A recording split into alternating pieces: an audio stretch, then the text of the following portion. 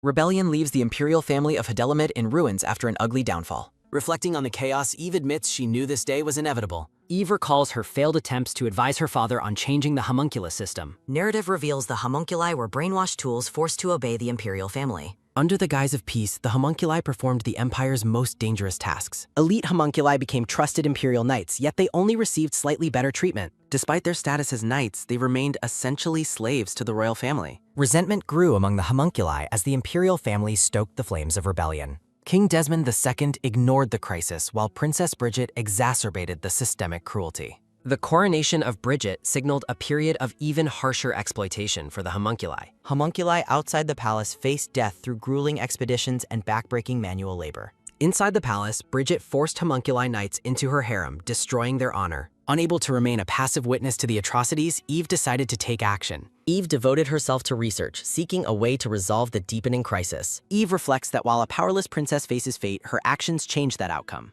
The rebellion begins in earnest as the homunculus knights unite to overthrow the empire. Michaelis Agneto is introduced as the powerful and defiant leader of the homunculi. Michaelis used his extraordinary powers to break the brainwashing and lead his people. After killing Eve's father, the previous emperor, Michaelis claimed the throne for himself. Eve stares blankly while pondering her silent and uncertain future following the coup. Text notes that Rosanite is the only member of the imperial family who will remain. Eve contemplates her lack of desire to live under such grim circumstances. Michaelis enters the room and notes the seventh princess is finally awake. Eve identifies him as Michaelis Agneto, the personal guardian knight of her half-sister Rosanite. Michaelis, the instigator of treason, comments on Eve's shocked reaction to seeing him. Eve questions what Sir Agneto is doing in her room. Michaelis explains he simply came to see if the seventh princess was doing well. Eve questions his late-night visit while he is busy flipping the empire. Michaelis admits the past month of revolution has been quite crazy. Eve dismisses his lighthearted words and states she has no need for a caregiver. Michaelis gazes at Eve in silence as the tension in the room thickens. Michaelis looms over her, calling her Eve and noting her anger at being trapped. Michaelis insists they have things to say while Eve tells him to step back. Eve reacts with utter bewilderment to the revolutionary leader's sudden and bizarre question. Michaelis asks if things would be different had she chosen him as her personal knight. Eve repeats the term in a state of disbelief, shocked by the hypothetical scenario. Silhouette explains the tradition of royals selecting a homunculus as their personal knight. The selected knight is bound to serve their master with absolute, unwavering loyalty. Eve thinks her refusal to follow the laws of the empire made her an outcast. Rosanite became obsessed with Michaelis and discarded her previous knight to claim him. Eve deduces that Michaelis planned to exploit Rosanite's interest from the very beginning. Eve asks Michael if he truly believes she should have selected him instead. Michaelis suggests she would have avoided execution at the very least by choosing him. Eve accuses him of wanting a foolish puppet princess rather than Rosanite herself. The two share an intense silent gaze following her sharp accusation. Michaelis reacts with a short laugh at Eve's blunt and perceptive assessment. Michaelis calls her a difficult woman. Apparently, being deposed hasn't dampened her smear. The scene is interrupted as the door to the room is suddenly thrown open. Guards rush in, reporting an urgent abnormality with the child inside the Empress. Michaelis sighs, his moment with the princess disrupted by the unfolding palace crisis. Michaelis prepares to leave, telling Eve he will see her again later. Eve trembles in dread, wondering if he is referring to her upcoming execution. Eve leans her head back and reflects on the inescapable terror of her fate. Eve looks up as the sound of footsteps interrupts her moment of quiet despair. A woman in a purple gown walks across the room toward the seated princess. The narrative identifies the newcomer as the eighth princess, Rosanite Nadia Hadelamid. Eve greets her half-sister Rosie and observes that she appears to be doing well. Rosanite reveals she is pregnant, explicitly confirming that the father is Michaelis. Eve is shocked, noting that homunculi are not supposed to have the ability to reproduce. Rosanite laughs mockingly, asking if Eve truly believes she slept with a different man. Eve clarifies she is simply surprised because it contradicts established knowledge about their kind. Rosanite sits beside Eve and tells her there is something she should know now. Rosanite cradles her stomach, describing the unborn child as the result of their love. Eve notes Michaelis just left, suggesting the two of them must have narrowly missed each other. Rosanite says she visited because she was worried about Eve's execution being scheduled for today. Eve is visibly shaken by the cold announcement of her imminent death. Rosanite holds Eve's hands and confirms that the execution is indeed set for today. Rosanite's expression shifts into a sinister smile as she watches her sister's fearful reaction. Rosanite explains that knights personally executed the royal family members they were bound to serve. Rosanite describes Brigitte's incineration and asks if Eve expected a fast death by guillotine. Rosanite reveals that someone specifically requested the privilege of personally carrying out Eve's execution. A cold portrait of Michaelis Agneto appears as Rosanite continues her cruel explanation. Rosanite states that the homunculus chosen to escort Eve to the execution has been decided. Rosanite names Michaelis Ignito as the one person who wants Eve dead most. Eve reacts with utter bewilderment to the news that her former knight hates her. Eve realizes Michaelis likely hates her because she never followed imperial law and appointed him. Rosanite confirms Mikhail's deep hatred while beginning to pull something out from her clothing. Overcome by distress, Eve tells Rosie that she does not want to hear anymore. Rosanite insists Eve must listen, explicitly stating that she will be publicly beheaded. Eve is horrified by the mention of Hedelamide's traditionally cruel and barbaric beheading. A bloody axe appears, illustrating the slow and painful failure of a blunt executioner's tool. Eve breaks down on the sofa, trembling and whispering in denial of her fate. Rosanite presents an ornate glass bottle filled with a dark, shimmering liquid. Rosanite explains the bottle contains belladonna poison to allow for a painless death. Rosanite suggests it is better to die comfortably than face a barbaric public execution. Eve stares at the small bottle, paralyzed by the grim choice offered to her. Eve exhales a long breath as she contemplates her sister's lethal gift. Eve weakly thanks Rosie, accepting that this might be her only way out. Eve apologizes for forcing her pregnant sister to be involved in this choice. Eve insists this is her own decision and promises to take the blame. Eve offers a final farewell, telling her sister to be well in the future. Silence fills the room as the two princesses sit together in the dim light. Eve looks back at Rosanite and asks if she's going to leave out. Rosanite grips Eve's hand, asking how she could leave before the poison is drunk. Rosanite says there should be someone present to watch her sister's very last moments. Hands reach out to remove the cap from the ornate poison bottle. Rosanite urges Eve to hurry up and drink the liquid without further delay. A close-up of Rosanite's red eye reveals her intense and disturbing level of anticipation. The steaming bottle of poison is held out directly to the hesitant princess. Eve's eyes reflect the glowing liquid as she stares at her final lethal option. Rosanite holds the poison bottle with a dark and expectant grin. Eve tilts her head back and consumes the lethal liquid provided to her. Eve accepts her quick end as her hand falls limp on the sofa. An oppressive darkness flows over the garden as the scene shifts into morning. Eve lies among flowers while her final thoughts drift toward her sister Rosie. Rosanite gazes at Eve's face to confirm that she has finally passed away. Rosanite celebrates her triumph while Eve reacts with shock to her cold betrayal. Rosanite mocks her foolish sister while looking down at her body in victory. A heavy rain cleanses the palace exterior during this tragic shift in power. Michaelis looks on in utter disbelief at the sight of the fallen princess. Michaelis demands an immediate explanation for the tragedy that occurred in his absence. Michaelis kneels and reaches out to touch her silent and motionless form. Michaelis whispers Eve's name while tenderly touching her face in a broken voice. He laments being unable to keep her by his side as he intended. Michaelis roars for an answer from the guards present in the room. Rosanite lies that Eve committed suicide to atone as a member of royalty. Michaelis questions the princess on how she could possibly know such specific details. Rosanite maintains her confessade and insists she witnessed the event herself. He asks Rosanite directly if she was the one who poisoned Eve. Rosanite deflects the accusation by criticizing his terrifying facial expression and intense demeanor. Rosanite admits she decided for Eve since her sister lacked the necessary resolve. Rosanite justifies the murder as removing a potential disaster for their shared future. Michaelis coldly commands the princess to be silent as he turns his back. Rosanite asks with shocked concern if he is truly angry with her actions. Michaelis lifts Eve's body into his arms while Rosanite begins to fume internally. Rosanite screams his name and tries to physically block him from leaving. Rosanite demands to know why he is ignoring his own partner in this. Michaelis dismisses her without a second thought, ordering her out of his path. Rosanite rages at the guards for daring to touch a member of royalty. Rosanite warns him that he will deeply regret his choice to defy her. She shouts that she's carrying his child to force him to stop. Rosanite smirks with confidence, believing she has successfully regained control over the situation. The scene focuses on the princess's abdomen following her shocking and desperate claim. Michaelis laughs in mocking disbelief at the mention of her having a child. He identifies her condition as a scientific experiment rather than a true pregnancy. He explains his need for imperial blood to control the power of the stone. He reveals he used her womb specifically for his own alchemical creation goals.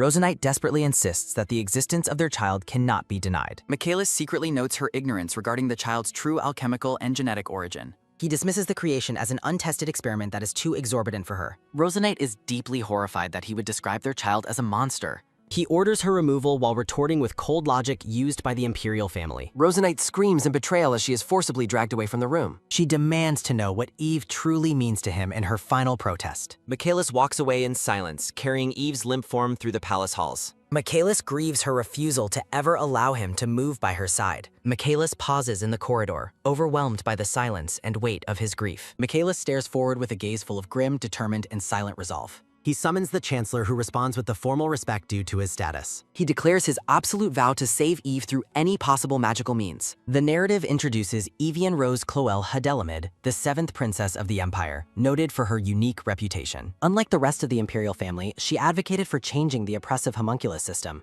Seen as the black sheep of the palace, the princess lived a life of quiet isolation. Though many homunculi desired to serve her, she refused to appoint a personal knight for herself. A black-haired man watches her from the palace arches, captivated by her distant presence. The man with purple eyes admits he was unable to stop himself from observing her. He watched as the court treated her with unfair scorn, leaving her alone in the crowd. His frustration grows as he observes her suffering from the shadows of the palace pillars. He realizes with a heavy heart that his own emotions have become far too transparent. Despite his better judgment, he finds himself drawn to the garden where she sits alone. The princess remains peaceful, enjoying her tea while the silent watcher remains hidden among the trees. He reflects on the impossibility of their relationship, knowing their fates are destined to stay separate. News of the 7th princess's upcoming political marriage to a distant kingdom begins to spread. He listens to the cold assessment that she is merely being sold off by her family. He grips his sword with newfound determination, refusing to accept the grim future planned for her. A dark cloud of destiny looms over his thoughts as his internal rebellion takes root.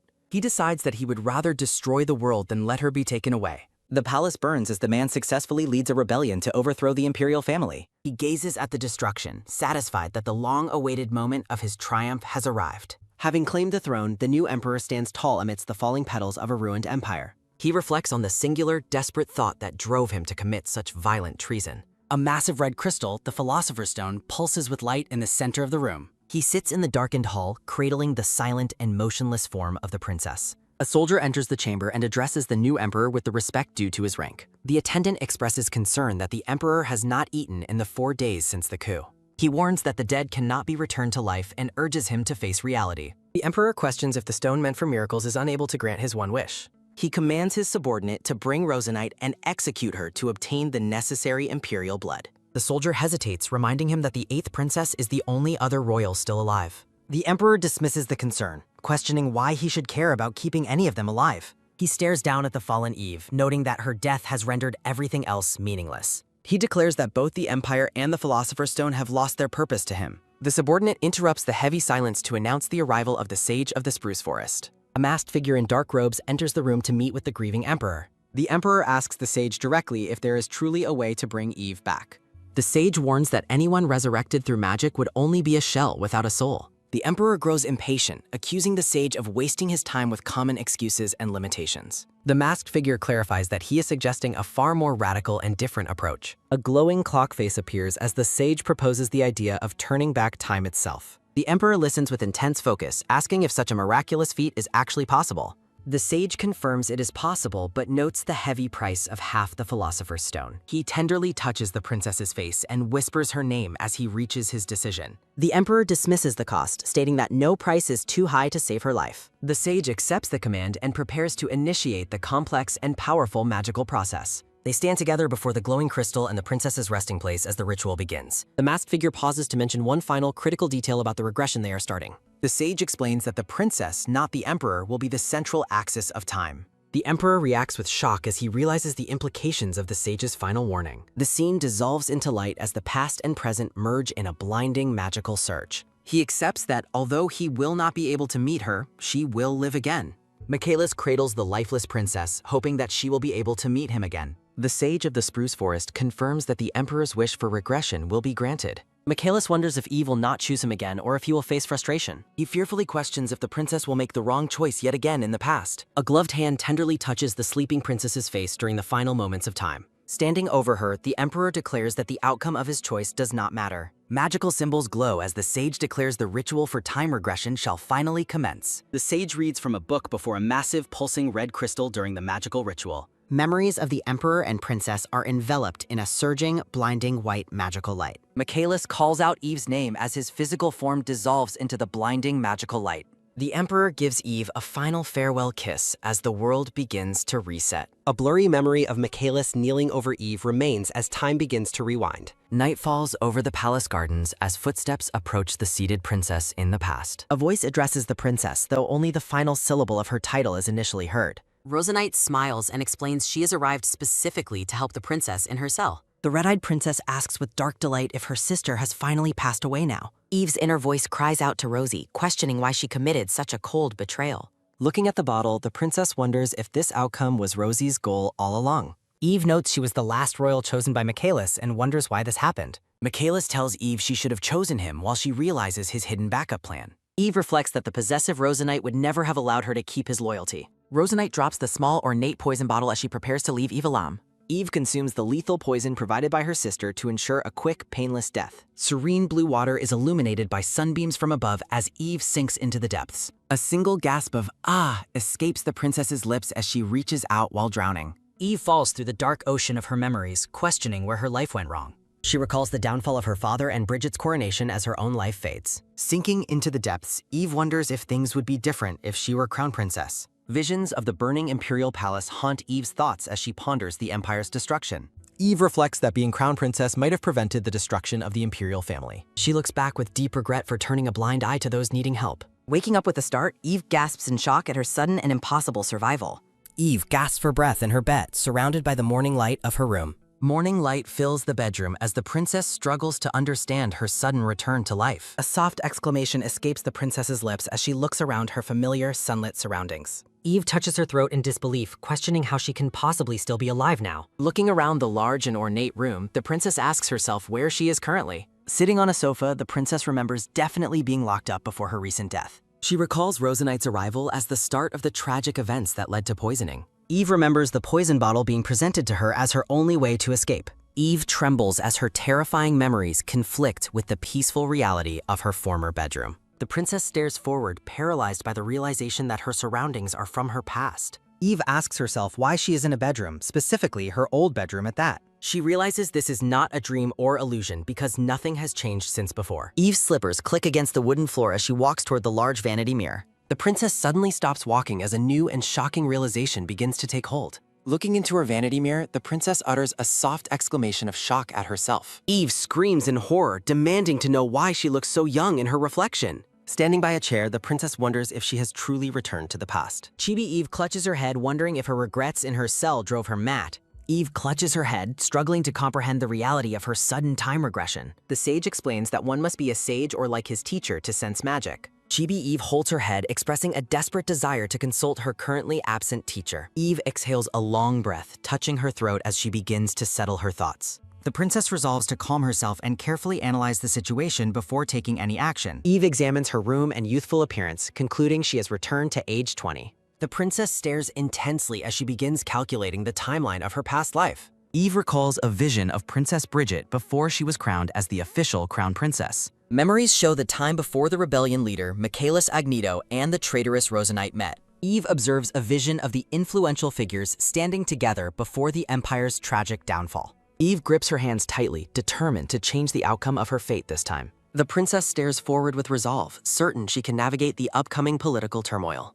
A pulsing white circle highlights Eve's internal vow to protect everyone in this new life. Eve envisions herself as the crown princess, wearing a crown and holding a royal scepter. Sedella Arfel, Eve's head maid, enters the room with a refreshing tray of tea. Sedella remarks on Eve looking young today, while the princess notes Sedella's youthful appearance too. Sedella attributes her youthful glow to a high-quality face mask she used the night before. Eve observes her maid's face, silently confirming that Sedella has indeed become much younger. The princess realizes she has returned and resolves to find the exact current date. Eve asks Sedella if there are any important upcoming events she needs to prepare for. A dark memory of Rosenite hugging Eve highlights the sister's eventual and cruel betrayal. Eve calculates that if Rosenite is turning 20, she must currently be 21 years old. The princess confirms she has regressed 8 years and is once again 21. Sedella confirms that the upcoming 20th birthdays of the royal children are highly special occasions. An illustration depicts a princess knighting a soldier during the traditional imperial appointment ceremony.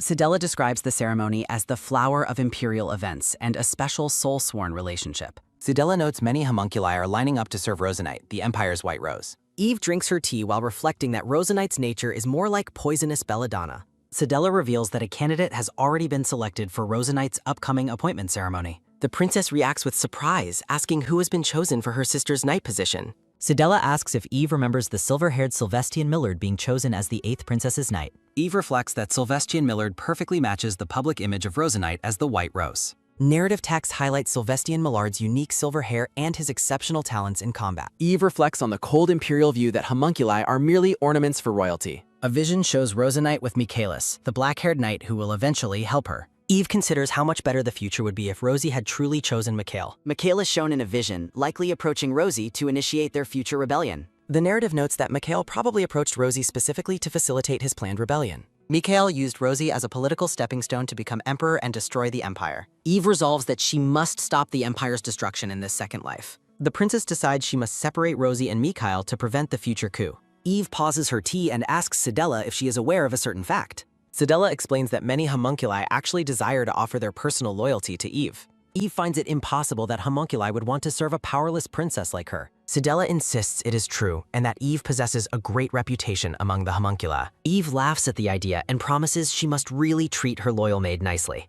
Chibi Eve playfully promises to procure a house, a title, and a great husband for Sidella. Sidella grows serious and suggests that Eve should also appoint a personal knight for herself. The maid immediately apologizes, knowing the princess typically dislikes the topic of appointing knights. Eve remains calm and assures her maid that discussing the topic of knights is all right. Eve apologizes to Sidella for her past stubbornness, but the maid remains deeply devoted to her. Sidella is moved by the princess's kindness, while Eve reflects on the hardships her maid endured.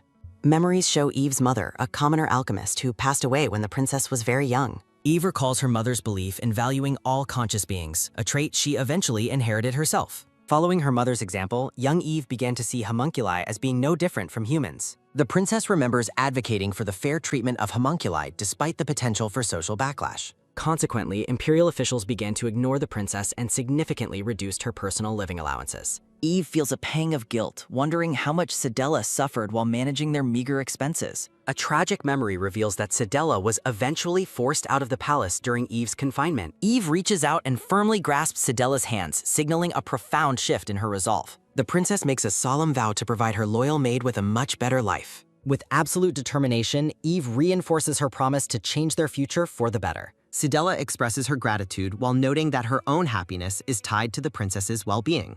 The maid reaffirms her loyalty, reminding Eve that they share the same fate within the palace. Sidella smiles warmly, moved by the princess's sincere and unexpected display of heartfelt affection. Eve is momentarily stunned by the maid's unwavering devotion as flower petals drift through the air. The two share a joyful moment together, celebrating their renewed bond and commitment to one another. Eve decides that she must live this new life more relaxingly than the tragic one before. The princess reminds herself that this regression is now her true and permanent reality. Eve reflects on Mikhail's current status, knowing he is still trapped in a distant floating prison. She decides that solving the problem of Mikhail's imprisonment is essential to preventing the future rebellion. To change her destiny, Eve determines that she must first seek an audience with her father. The narrative explains the imperial laws regarding multiple marriages and the vast size of the royal family. Due to these laws, the emperor has fathered 18 children, leading to intense competition for his attention. Groups of children are randomly selected to greet their father during the traditional morning ceremony. Eve contemplates the specific request she intends to make when she finally meets with the emperor. The princess asks Sidella if she is scheduled to attend the morning greeting ceremony later today. Sidella confirms the schedule while Eve dismisses any interest in seeing her troublesome younger twin brothers. The maid reveals that the 3rd and 8th princesses will also be attending the morning greeting. Visuals show Bridget and Rosanite, the two sisters who will eventually play key roles in Eve's downfall. Eve realizes with shock that today is the specific day she was caught in a trap. Bridget appears with a confident and calculating gaze as she prepares for the upcoming royal interaction. Eve recalls her former distress during the original greeting, where she felt out of place and defeated. The emperor appears troubled and distant, signifying the moment the princess began to lose his favor. Eve stares at her reflection, recognizing that this interaction was a major turning point in her past. Bridget's smirk reveals her hidden malice as she recalls the success of her past political scheme. The memory shows Eve standing alone before the massive palace doors, crushed by her father's disapproval. Eve reflects on her past failure, noting how she completely fell out of her father's favor. The princess decides that since she has returned, she must use this turning point to her advantage. Sidella asks the princess for instructions on how to proceed with her preparations for the day. The maid enthusiastically suggests that the princess should dress up to make a powerful visual impression. Eve is startled by the suggestion, realizing that a change in appearance could shift the social dynamic. The princess looks at herself in the mirror, finally accepting the challenge to change her public image. Eve unties her hair, symbolizing her decision to break away from her past habits and reputation. With newfound confidence, the princess declares that she will no longer be seen as an ugly duckling. Eve selects a stunning red dress adorned with jewels to wear for the upcoming morning greeting. Sidella begins styling Eve's hair, treating the upcoming event as a crucial political and social battle. The maid contrasts Bridget's elegance and Rosanite's loveliness, setting the stage for the princess's transformation. Sedella explains that the princess will be competing directly with her two sisters to gain social standing. The maid seriously analyzes the need for a perfect balance of elegance and loveliness for the outfit. Eve tells Sedella she intends to avoid direct competition with her siblings for now. Eve focuses on political strength while Sedella plans to help her navigate high society. Eve declares her intent to work harder to eventually be named the crown princess. Sedella enthusiastically pledges her support while Eve thanks her for her devoted loyalty. The princess remains silent for a moment, deep in her own strategic thoughts. Eve envisions Bridget's sophisticated braided hairstyle and Rosanite's youthful low pigtail look. Sedella trusts Eve's hairstyle intuition as the princess prepares to outshine her sisters. The princess reaches into a drawer and opens an ornate box containing jewelry. Eve commands her maid to finish her styling with the specific accessories she selected. Surveillance golems patrol the sunny palace gardens as the two women walk to court. Dressed in a striking red gown, Eve walks confidently through the palace with Sedella. Sedella urges the princess to hurry so they are not late for the ceremony. Eve explains that the delay was due to the careful preparation of her father's tea. The pair discuss the palace magic ban, which necessitates walking rather than using warps. A figure in a pink dress watches from the shadows as Eve walks by. The hidden observer begins to step forward onto the checkered marble of the hallway. A cheerful voice calls out to Eve, catching the princess's immediate attention. Eve stops in her tracks as her sister's voice rings through the corridor. The princess recognizes the voice immediately, and her expression shifts into one of wariness. Eve clenches the fabric of her dress as she prepares to face her past betrayer. The princess begins to turn around, bracing herself for the inevitable confrontation. Rosanite appears, greeting her sister warmly while Eve's thoughts turn to their dark history. Seeing her sister's smiling face, Eve is haunted by the memories of Rosie's treachery. Eve recalls how Rosie successfully manipulated everyone to get exactly what she wanted. Narrative text notes that Rosie had already secured the position of the new empress.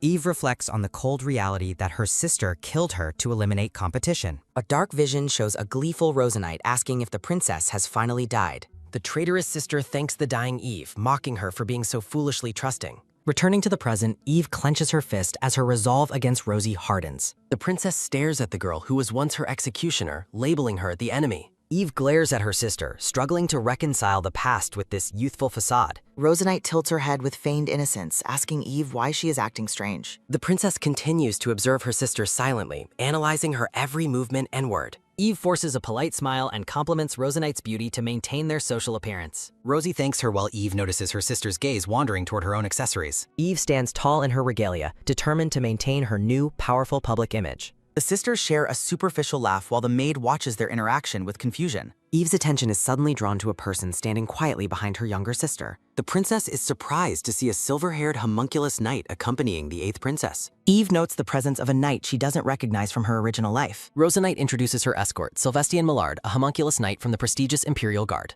Eve remarks that Rosie chose a knight that perfectly matches her public white rose persona. Sylvestian Millard bows deeply, offering his formal greetings to the 7th princess, Eve. Eve remembers that in the future, Rosie will treat this loyal man like worthless dirt. Vowing to change his fate, Eve acknowledges Millard's legendary skills in swordsmanship and magic. The princess offers the knight a sincere wish that he finds a worthy, kind master.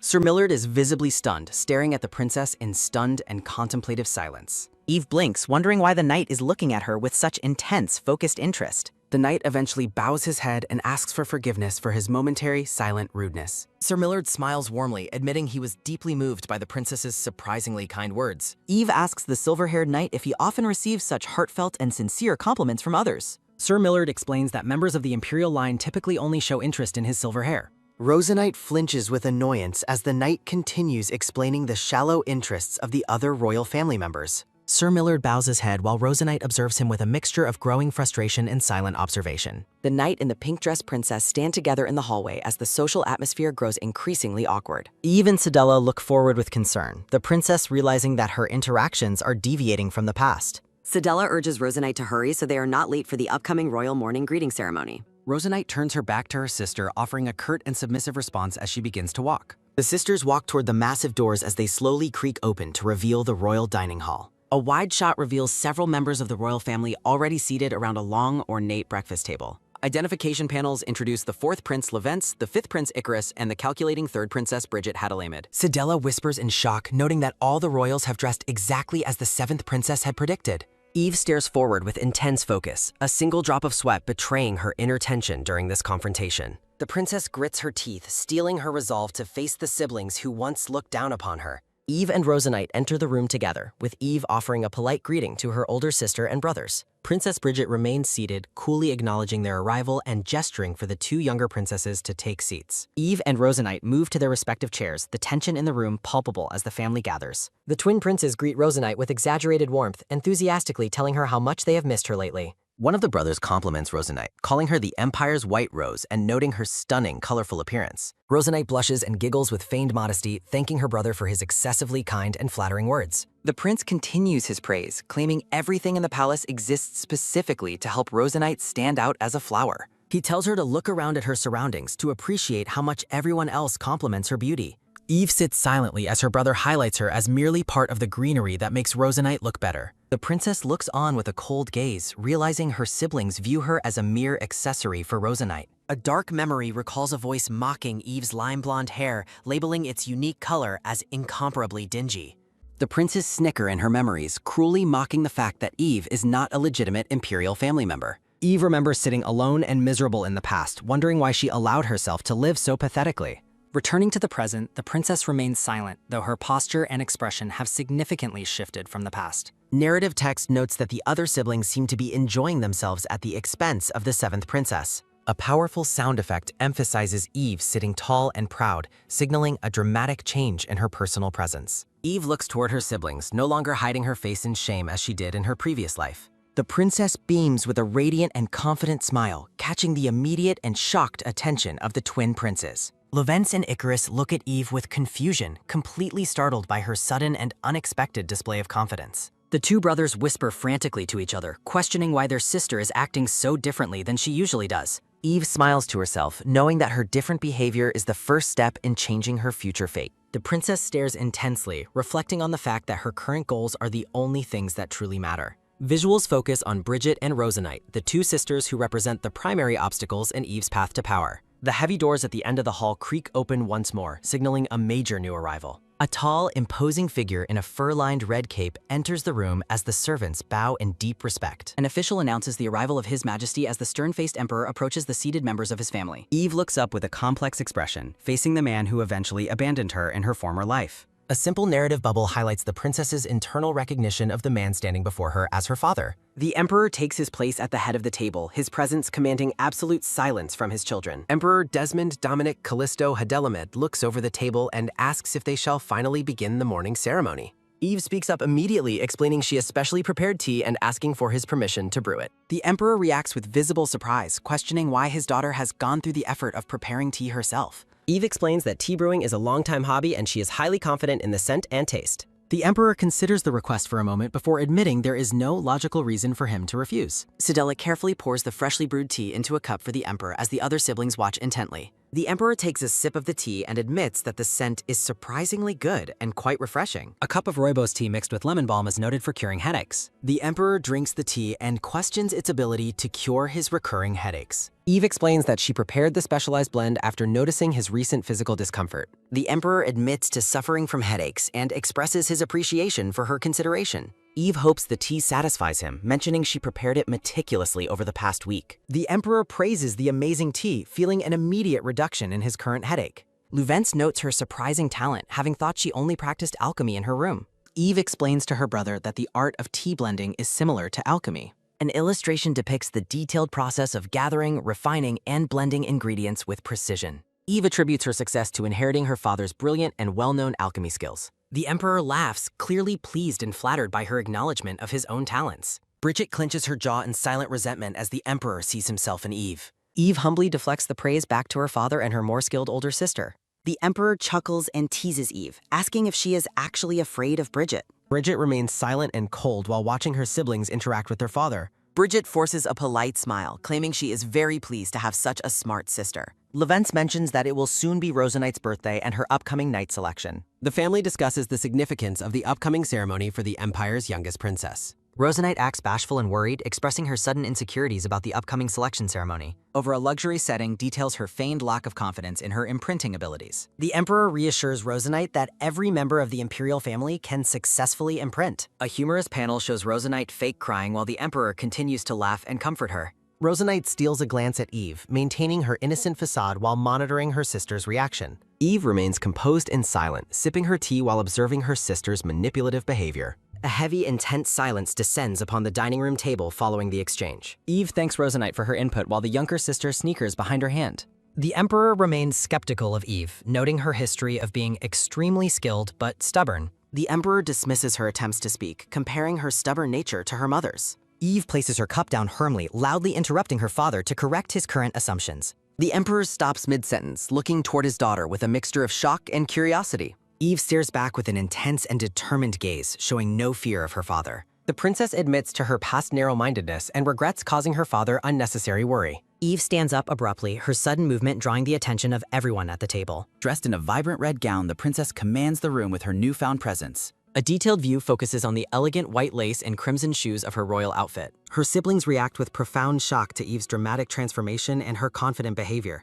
The Emperor asks for confirmation of her words while Eve reaffirms her resolve to change. The Emperor laughs joyfully at her maturity and invites her to sit closer for conversation. Rosanite looks on with visible concern, realizing the social situation is no longer in her favor. Eve requests permission to hold a simple night selection ceremony immediately following the morning greeting. The Emperor questions if his daughter already has a specific homunculus in mind for selection. Eve confirms she has selected a candidate, sitting with a poised and regal posture.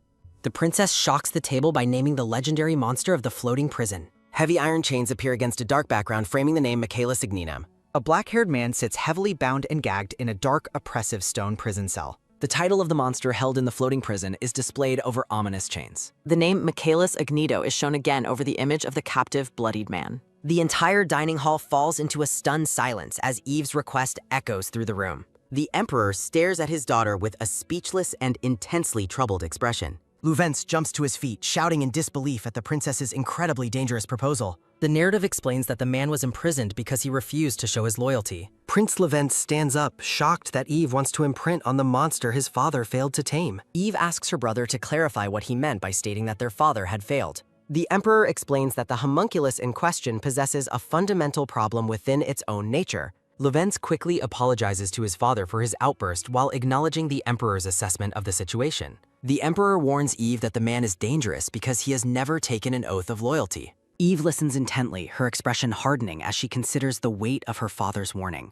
An illustration depicts the symbolic act of a princess granting a title to a kneeling loyal knight. Narrative text explains that a normal homunculus would be discarded if it ever broke its oath of loyalty. Due to his exceptional abilities, the man was sentenced to public prison instead of being immediately destroyed. Michaelis Ignido remains bound in chains before an imperial crest, a testament to his continued defiance. The Emperor gazes downward, contemplating the political risks associated with his daughter's highly unusual request. Text highlights that attempting to control such a being could be seen as challenging the imperial throne. Eve asks her father to confirm if homunculi are only truly born through taking a loyalty oath. Eve calls it pitiful that he refused the oath, while the Emperor notes consciousness only hinders a homunculus. The princess touches her cheek, openly wondering if the legendary monster actually turned her father's offer down. Eve questions how a homunculus could reject the Emperor unless there's a flaw in its mana circuit. Looking at the captive man, Eve vows to solve the problem and force him to swear an oath. Eve declares that she will succeed by using the specific talents she inherited from her father. The princess looks directly at the Emperor and formally requests permission to resolve the issues with the homunculus. The Emperor taps his finger on the table, signaling his deep thought regarding his daughter's bold proposal. Eve awaits a response, her breath hitching as she prepares for either a rejection or a challenge.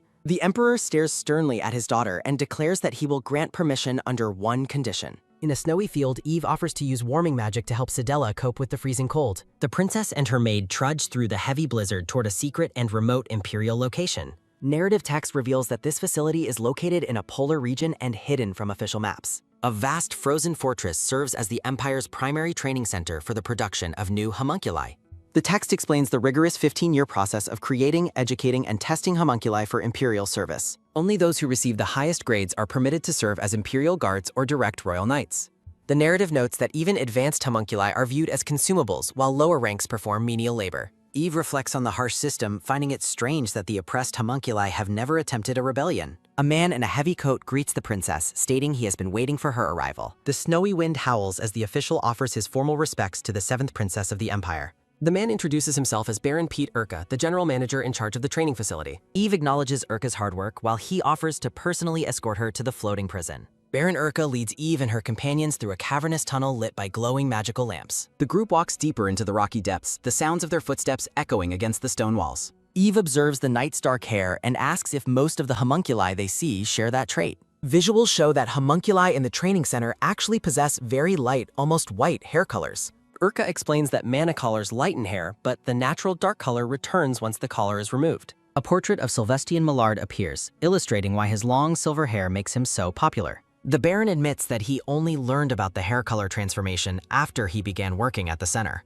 Urka compares the transformation to an insect's metamorphosis, much to Eve's visible and vocal annoyance. The manager notes that since the prisoner still wears a collar, Eve must want to see his hair. They reach a stone archway that reveals a massive, dark pit containing the suspended cage of the prisoner. Eve and Sedella look up in awe and trepidation at the sheer scale of the oppressive floating prison. The party steps onto a circular magical platform that serves as an elevator into the depths of the pit. Snowflakes drift into the abyss as the platform descends slowly toward the level of the iron-barred cell. From within the shadows of the cage, the captive watches as the princess and her escort approach him. Eve stares forward with unwavering resolve, finally face to face with the man she intends to make her knight. A captive man with pink hair kneels in chains, labeled as a doll due to his unique appearance. Princess Eve watches the prisoner with a focused and slightly nervous expression. The princess thinks of the man's name as she stares at his bound form through the bars. Eve is visibly disturbed by the degrading state of the legendary man she once knew. The prisoner suddenly snaps his vibrant purple eyes open, noticing his visitor. Eve and the captive lock eyes in a tense moment of mutual recognition. Baron Urka shouts at the prisoner, reprimanding him for his disrespectful posture toward the princess. The man questions why a princess would bother visiting a place as desolate as his cell. He is shocked to realize his visitor is an actual member of the imperial family. Urka continues to insult the man until Eve firmly commands the official to stop his verbal abuse. The princess steps forward, approaching the entrance of the heavy iron cage. Eve orders Baron Urka and Sedella to stay back, intending to enter the cell alone. With a cold and authoritative gaze, Eve repeats her demand for her companions to back off. Startled by her intensity, Urka and Sedella obey and move away from the princess. Eve stares ahead with unwavering resolve, preparing to confront the man inside. A view of the prisoner's shackled feet emphasizes that the power dynamic between them has completely shifted. Eve stands before the man and declares she has come specifically to find him. The princess notes how miserable the man looks compared to his former glory. A memory depicts a past where Eve sat dejectedly while a dark-haired Mikhail stood tall before her. Eve reflects on a previous life where Mikhail was the only person who showed her kindness. The princess notes that his current hostile gaze is nothing like the one she remembers from the past. In her memories, Mikhail once told Eve she should have chosen him instead of her former allies. Eve looks back on the memory of the man calling her name with deep familiarity. Narrative text reaffirms that the princess is in the prison specifically to choose him now. A split panel identifies the captive man by his full name, Michaelis Agnito. Chibi characters appear as a brief narrative interlude before the conversation continues. The scene remains focused on Eve's singular goal of choosing Mikhail for her own. Eve stands in the center of the dark cell facing the bound man directly. The princess prepares to address the knight, reaching out as she begins her proposal. Michaelis struggles against his chains, his focus fixed entirely on the woman before him. Mana flickers around the man's shackles as he reacts to the princess's presence. Michaelis asks the princess what she hopes to achieve by visiting a captive like him. The princess introduces herself formally as Even Rose Hadelamid, the 7th member of the imperial line. Michaelis questions her motives, recalling rumors that she previously refused to have any knight. Eve explains that she now requires a personal knight to strengthen her standing within the palace. The man scoffs, telling her to find a different homunculus if she just wants a seminate. Eve looks at him with intensity, clarifying that she is not there to find a servant. Michaelis warns her to stop playing with words, claiming she only wants to make him a slave. The prisoner cynically groups Eve with the rest of her cruel and manipulative family members. Michaelis admits to feeling a sense of disappointment, believing Eve is just like every other royal. Eve takes a firm step toward him, refusing to let his bitterness deter her. The princess declares she did not come to find a slave or to treat him poorly. Eve insists that she wants no one else but him to serve as her personal knight. Addressing him by his full name, Eve reaffirms her absolute desire to choose Michaelis Agnito. Startled by her specific and intense interest, Michaelis asks her why she chose him. Eve admits she cannot reveal her full reasons until he officially accepts his new role. A vision of a golden sword represents her promise to treat him with respect and dignity. Michaelis remains skeptical, arguing that the loyalty oath will make her promises irrelevant. Eve apologizes for the difficulty of the situation and asks him to have faith in her. Michaelis looks away with a troubled expression, questioning why he should ever trust a princess. Eve reaches out, formally asking the captive Mikhail to serve as her personal knight. The white-haired man stares back with an expression of profound shock and lingering disbelief. He tells himself to wake up, unable to believe a royal is choosing him. A memory shows palace guards rushing to help the emperor after a violent confrontation. In the past, Mikhail stood defiantly before his captors, refusing to submit his loyalty. The emperor sneered at the captive man, labeling him ugly for his continued stubbornness. The emperor struck Mikhail across the face, demanding total obedience to his imperial orders. Despite the physical assault, Mikhail remained silent while the emperor struggled to catch his breath. Furious at the rejection, the emperor ordered that the prisoner be sent to the floating prison. Bound in magical chains, Mikhail was left to rot in the cold, desolate darkness. Even in solitary confinement, the man maintained his defiance, refusing to take the oath. Returning to the present, Eve offers to take him away from his miserable cell. Mikhail remains silent as he processes the princess's unexpected and seemingly genuine offer of freedom. He admits all royals seem identical, but accepts if it is his only escape. Clenching his fist, he decides that even being her servant is better than this cage. Mikhail bows his head, officially agreeing to become the 7th princess's personal imperial knight. Eve looks on with relief while Mikhail prepares himself for the weight of her magic. The two stand close together in the center of the dark and oppressive stone cell. Mikhail clarifies that his past refusal wasn't entirely of his own will. Eve agrees. He warns her that a failed imprint will result in her immediate and painful death. The princess reacts with wide-eyed surprise at the severity of the danger he describes. Eve thanks him for his concern, though Mikhail quickly denies caring for her safety. A powerful surge of magical energy erupts, signaling the start of the royal imprinting ceremony. Concentrating through the strain, Eve admits that the magical connection is far from easy. Mikhail asks if she can endure the pressure while the princess confirms her continued resolve. He tries to protest as the mana intensifies, fearing she cannot handle the power flow. Eve tells him to stop talking and instead provide the silent support she needs now. Mikhail shouts that she's being incredibly reckless by performing such a dangerous ritual here. Despite the rising tension and glowing mana, Eve maintains a calm and reassuring smile. A memory recalls the emperor stating that his permission came with one heavy, non-negotiable condition. He warned her that if she failed to successfully imprint the dangerous man before her, the emperor commanded that she must personally execute the prisoner with her own hands. Remembering the threat, Eve's gaze hardens with an absolute and unwavering determination to succeed. She tells herself that she must obtain him as her knight, regardless of the cost. A butterfly-shaped hair ornament suddenly shatters, releasing a cascade of bright red crystalline shards. Mikhail watches in awe as the fragments swirl around him, realizing the jewels weren't ordinary. Eve reveals that the shards are actually pieces of a legendary and extremely powerful Philosopher's Stone. The man is stunned to realize the princess used such precious treasures for his sake. Mikhail asks if the stones in her hair were also part of the legendary treasure. Before leaving, Eve had instructed Sidella to prepare her hair using these specific red ornaments. Her maid questioned using the heirlooms left behind by the deceased 6th princess. Eve insisted on using the jewels, seeking to borrow her late mother's strength and protection. In the present, she silently pleads for her mother to aid her in this transition. Mikhail stares at her with a softened expression, wondering if he truly deserves her sacrifice. Eve reaffirms that he deserves it all, stating she must have him by her side. A brilliant explosion of golden light fills the entire cell, completing the deep spiritual bond. As the glow fades, the two share a quiet moment of mutual and profound connection. Eve tentatively asks if the imprinting was successful while Mikhail looks on with dazed eyes. A sudden, booming crash echoes through the chamber, interrupting the aftermath of their ritual. The heavy cage lurches violently, sending the princess and her new knight toward the edge. Eve reacts with intense shock as the cage suddenly lurches, her hand reaching out in alarm. A colorful graphic featuring chibi versions of the characters serves as a promotional interlude for the readers. The princess closes her eyes tightly, gripped by fear as she realizes she is falling through space. Eve's panic subsides as she is caught securely by the dark-haired prisoner within the falling cage. Michaelis stares down at her with a calm, dark gaze, his expression unreadable as he holds her. The princess looks at him with realization, noting that the imprinting ritual has fully restored his mana. Michaelis stands up and tells Eve she should be fine now while she stares at him, stunned. Flustered and embarrassed, Eve quickly runs away from the man to put some distance between them. Blushing deeply, the princess reflects on the fact that such a sudden physical encounter is a first. Michaelis looks at his own hand, calmly assessing that the imprinting process appears to have been successful.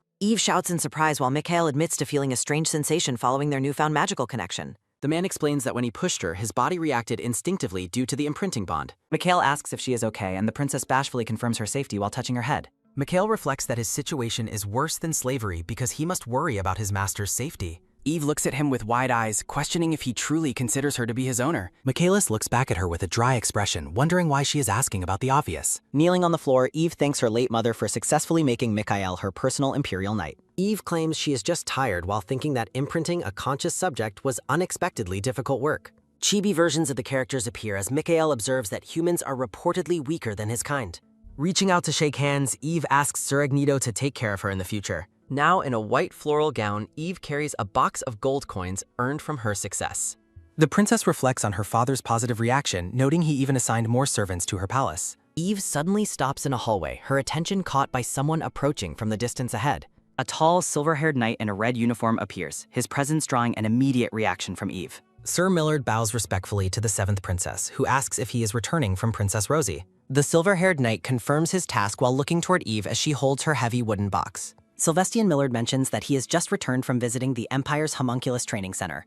A close-up view focuses on the knight's face as he mentions his recent trip to the center. Focusing on their feet, Sylvestian asks the princess to reveal which candidate she finally chose for herself. Eve smiles gently at the knight and asks if he is familiar with the name Michaelis Agnito. Sir Millard repeats the name while staring at the princess with a look of dawning realization. The knight asks if she means the legendary monster currently held within the floating prison's deep darkness. Looking away, the silver-haired man seems about to voice a concern regarding her dangerous and unusual choice. Eve looks at him with a questioning expression as the knight suddenly cuts his own sentence short. A close-up reveals a bead of sweat on the knight's face as he remains silent and tense. Sylvestian Millard offers his formal congratulations on her imprinting success and abruptly decides to take his leave. Eve thanks the knight while looking confused by his sudden departure and strange, somber mood. The two walk away from each other through the long, sunlit corridor of the Grand Imperial Palace.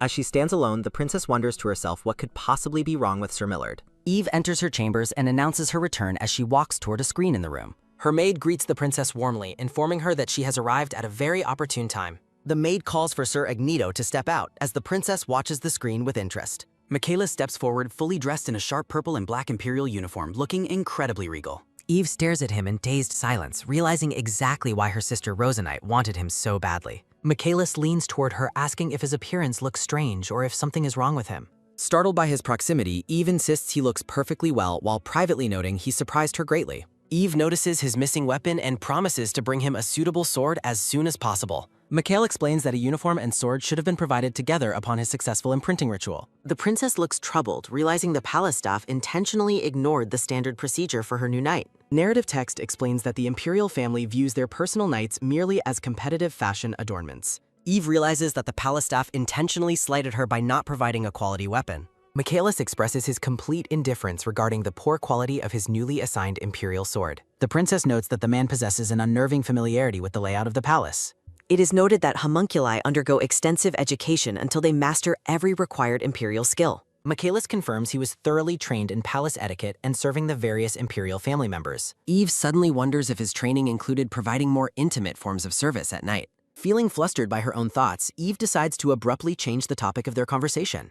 The princess invites Michaelis to sit down so they can continue their discussion over tea. The two characters transition toward the seating area to begin their formal tea time together. Eve feels relieved that the man is cooperating and aims to build rapport as quickly as possible. The princess reminds herself that the imprinting bond is temporary before he eventually leads his kind. Eve anticipates that the man will inevitably find a way to break her current magical hold. She resolves to build a genuine relationship to prevent a future rebellion against her family.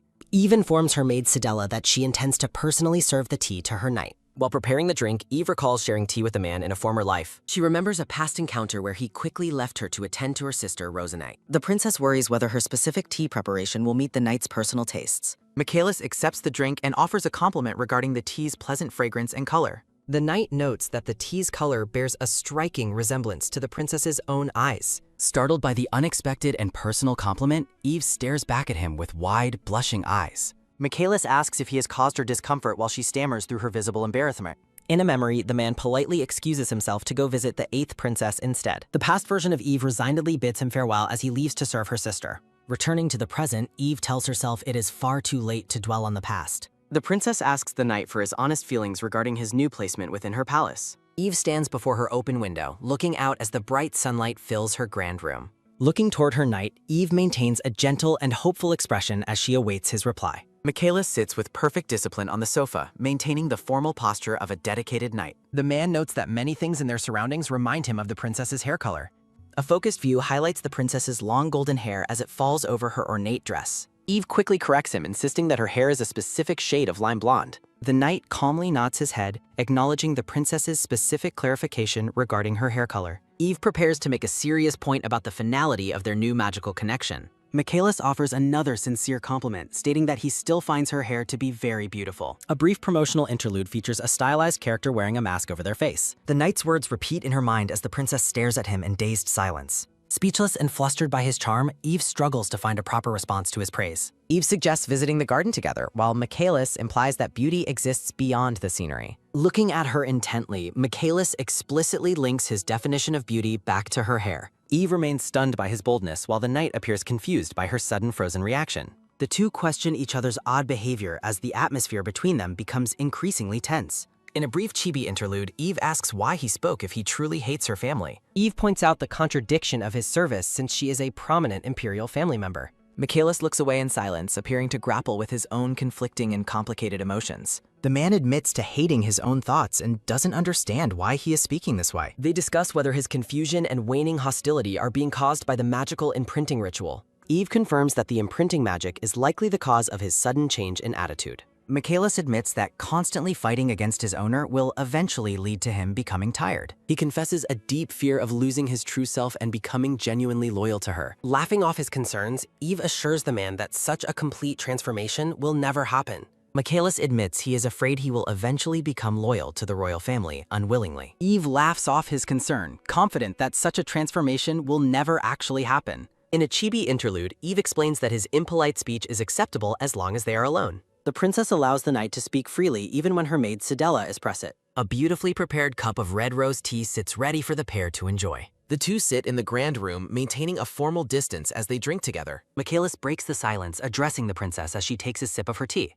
The knight reminds Eve that she promised to reveal her true motives for choosing him. Eve asks if he is referring to the specific reason behind her choosing him specifically. Michaelis asks the princess to finally tell him the truth now that he serves her. Eve offers a gentle smile, confirming that it is indeed time to share her secrets. The princess declares her ambitious intention to eventually rise and become the official crown princess. Michaelis remains silent as he processes the weight of her grand and dangerous political ambition. A close-up of the knight reveals his profound shock at the princess's unexpected declaration. Taking another sip of tea, Eve calmly clarifies that her ultimate goal is the Empress's throne. The princess sets her cup down firmly as she prepares to reveal her most radical plan. Looking him directly in the eyes, Eve reveals her true purpose, the complete liberation of homunculi. The princess finishes her drink with a look of serene confidence following her shocking revelation. Startled and skeptical, Michaelis asks if she is truly serious about such a revolutionary goal. In a chibi interlude, Eve tells the knight to look into her eyes for the truth. Michaelis realizes she intends to use her personal knight to prove her worth to high society. Eve agrees that her social status is just as vital as her political maneuvering for success.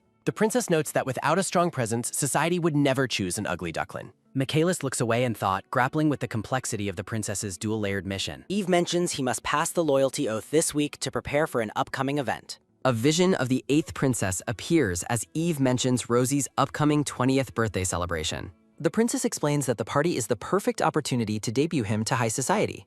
Eve asks Michaelis to keep her informed of any personal schedules he might have. Michaelis stands up, stating that a knight's routine is to follow their masters every single step. A memory illustrates how knights traditionally accompany the imperial family from dawn until late at night.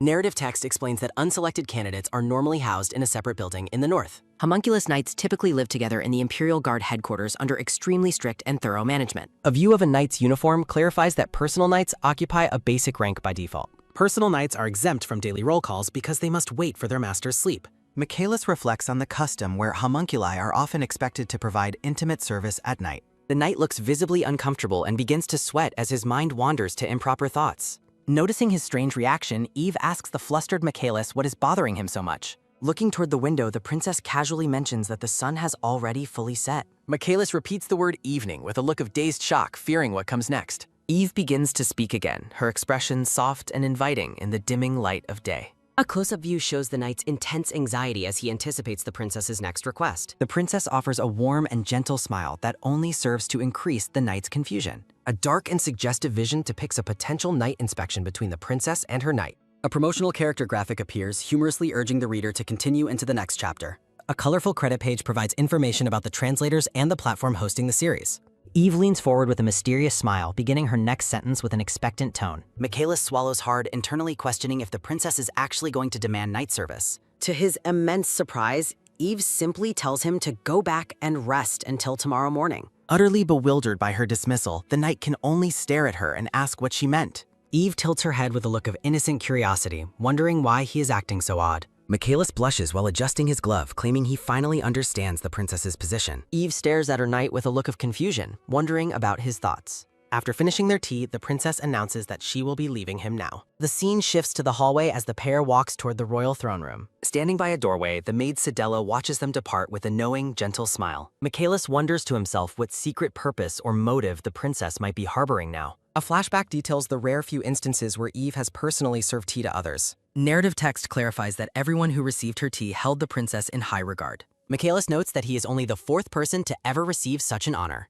Sidella explains to the knight that she simply wanted him to know her master's habits. Closing his eyes, Michaelis promises the maid that he will remember her words well. The two arrive at the grand throne room where the emperor waits on his throne. The emperor looks down at the new knight, calling him the monster of the prison. Standing tall in his new uniform, Michaelis Agneto is formally presented to the imperial sovereign. The emperor notes his past rebellion while Eve asks her father not to be angry. Seated regally on his golden throne, the emperor demands to know the reason for refusal. Eve explains that his mana circuit was broken, which she discovered and successfully repaired herself. Looking down at the red carpet, the princess modestly claims she was simply very lucky. The emperor repeats the word lucky with a skeptical expression, clearly doubting her humble explanation. Eve worries if her tone or explanation has somehow offended her powerful and intimidating father. A thought bubble asks Eve what she is truly afraid of in this room. The princess looks up in shock as the emperor poses a very direct and personal question. The emperor laughs, questioning why she is so afraid to reveal her true talents and abilities. Using a lion metaphor, Eve explains that she feels both fear and deep respect for him. Bowing her head, the princess asks how someone as low as her could not fear him. The emperor is delighted, noting that his daughter is finally acting with proper royal eloquence. Eve sighs with immense relief as she stands before the throne with her new knight.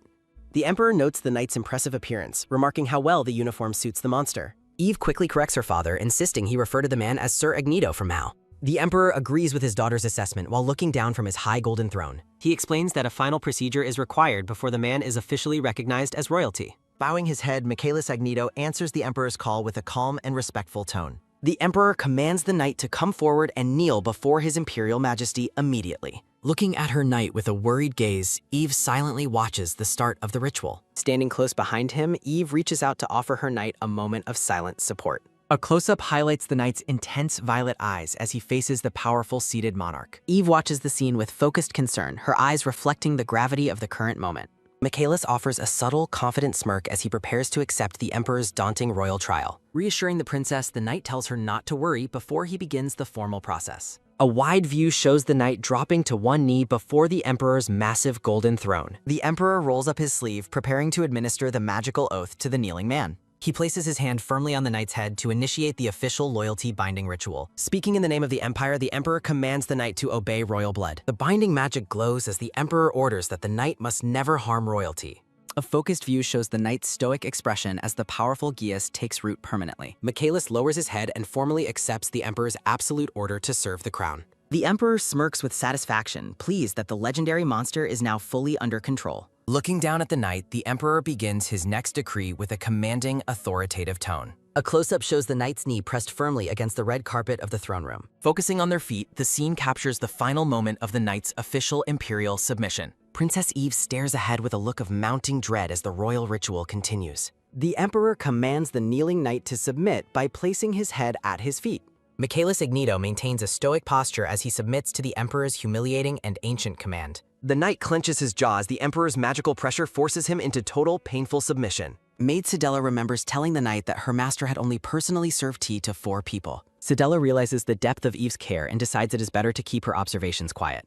The emperor towers over the kneeling knight, asserting his absolute dominance over the empire's legendary monster. A close-up focuses on the emperor's boots as they stand firmly before the knight's bowed head. Michaelis stares ahead with cold intensity, acknowledging the crushing humiliation of kneeling at the monarch's feet. The princess watches the scene with wide, trembling eyes, horrified by the extreme level of subservience demanded. Eve reflects on the cruel history of this degrading demand once forced upon slaves centuries ago. The princess hesitates, fearing that interfering now would only make the entire situation worse for Michaelis. A bead of sweat rolls down Eve's face as she struggles against her urge to speak. Narrative text explains Eve's realization that her protection would only cause more detriment to her knight. Eve silently speaks his name in her mind while looking at the back of her knight. Michaelis lowers himself even further, showing no outward sign of the inner turmoil he must feel. The emperor demands more submission as the knight's head draws closer to the floor of the room. Despite his calm face, the knight's gloved hand clenches the carpet tightly in a silent rage. The scene shifts to a peaceful, sun-drenched meadow where the two stand beneath a large tree. Michaelis stands in the shade of the tree, looking unreadable following the recent heavy royal trial. Princess Eve approaches her personal knight and asks if he is doing all right after the ordeal. The knight remains silent, seemingly lost in the complexity of the emotions he experienced during the submission. The princess stares at him with a sad expression, her heart heavy from his public humiliation. Eve notes that his reaction to the Emperor was fundamentally different from when she imprinted him. Startled by his sudden change in mood, the princess looks at her knight with surprise. Michaelis confesses that, unlike his reaction to the Emperor, the princess's imprinting did not feel repulsive. Eve is left stunned and speechless, her eyes widening at the knight's unexpected and honest confession. The knight looks away while standing in the shadows, appearing troubled by his own confusing feelings. Eve reaches out her hand, intending to bridge the emotional distance between her and her personal knight. Seeking his consent, the princess asks if it is acceptable for her to personally touch him. Focusing on their feet, Michaelis reminds her that as his master, she does not need permission. Accepting his answer, the princess asks him to excuse her for a moment as she reaches out. Princess Eve reaches up and softly places her palm against the knight's forehead in a tender gesture. A close-up captures Eve's gentle expression as her hair flutters softly in the warm garden breeze. Michaelis remains perfectly still, his violet eyes reflecting the warmth of the princess's hand on his face. The moment of intimacy ends as Eve slowly withdraws her hand from the knight's bowed head. Eve tells Michaelis he did his best and held back his feelings well during the throne room. The princess prepares to make a new and solemn promise as the sunlight filters through the leaves. Eve vows to protect him so that he never has to endure such a humiliating trial again. A swirling visual effect represents the shifting of emotions and the strengthening bond between the two characters. Michaelis stares back at the princess with a look of dawning hope and deep personal loyalty. Eve offers a soft and genuine smile, reassured by her knight's calm and cooperative demeanor. Looking toward the path, the princess suggests that it is finally time for them to head back. Michaelis watches the princess walk away, his gaze lingering on her as the sunlight surrounds her form. The knight touches his own forehead, appearing to savor the lingering warmth from the princess's recent touch. Eve walks ahead through the golden meadow, her back to the knight as they leave the garden. Thinking to himself, Michaelis agrees to go together with the princess as her truly loyal knight. The scene transitions to a grand room where a group of nobles sits together for tea. Marquise Chansley, an aide to Princess Bridget, asks if Her Highness heard about the 7th princess's success. Silhouette figures of Eve and Mikhail appear as the nobles discuss the princess's new personal knight. A silhouette identifies the knight as the dangerous monster formerly held within the floating prison. Marquise Lemkool expresses surprise that a scholar like Princess Eve would suddenly acquire a personal knight. Viscount Fritz asks the Marquis if he noticed the princess acting unusual during today's gathering. The mention of the 7th princess causes a teacup to clatter loudly against its saucer. Both the Marquis and the Viscount flinch as the atmosphere at the table shifts suddenly. Princess Bridget maintains a serene and confident smile while listening to her aide's nervous discussion. The 3rd princess suspects Eve intends to join the competitive struggle for the imperial throne. A subtle smirk crosses Bridget's face as she contemplates her sister's sudden change in behavior. Bridget dismisses the threat, questioning what could possibly change regardless of Eve's new personal knight. Marquise Lemkool observes that the 7th princess currently lacks any political support from the nobility. Sipping her tea, Bridget orders everyone to stop their useless worrying about her younger sister. Despite the command, Viscount Fritz admits to having a persistent bad feeling about the situation. Bridget sharply repeats her order to cease while focusing on blueprints for more important matters. The group remains at the table in the sunlit room as a red-clad aide departs. The Viscount reflects on how rare it is for their strategist to become so visibly agitated. A mysterious knight wonders about the true identity of the man serving as Eve's personal protector. The dark-haired man smirks while contemplating the rumors surrounding the 7th princess's new personal knight. Eve looks toward Michaelis as they prepare for the political challenges awaiting them in society. Back in her office, Eve asks her headmaid Sidella for her opinion on the new servants. Sidella introduces Leanne, Peony, and Hugh, praising their exceptional sincerity as former employees of the Empress. Eve trusts her maid's judgment and feels pleased that such capable servants have been sent. The princess requests Sidella's assistance with several important matters located outside the palace grounds.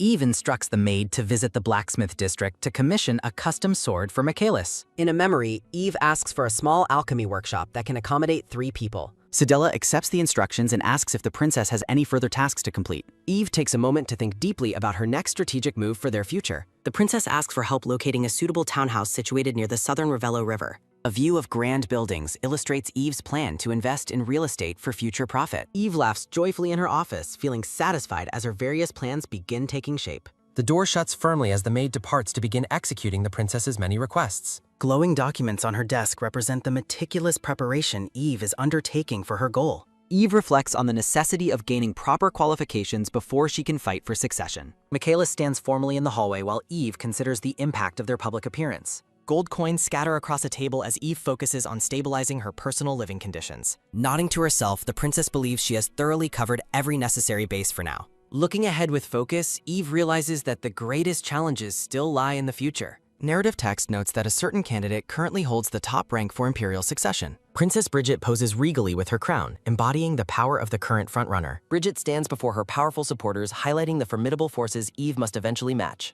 Eve understands she needs to find allies strong enough to challenge the third princess's influence. The princess decides she cannot afford to miss Princess Rosanite's upcoming birthday banquet celebration. Eve glances toward her notes, focusing on the social connections she must make very soon. With profiles of key noble women ready, Eve confirms that her banquet preparations are finally complete. A tired chibi Eve yawns as she waits for Sedella to return from her errands. Eve wonders if Michaelis is still training and hopes he avoids any imperial family members.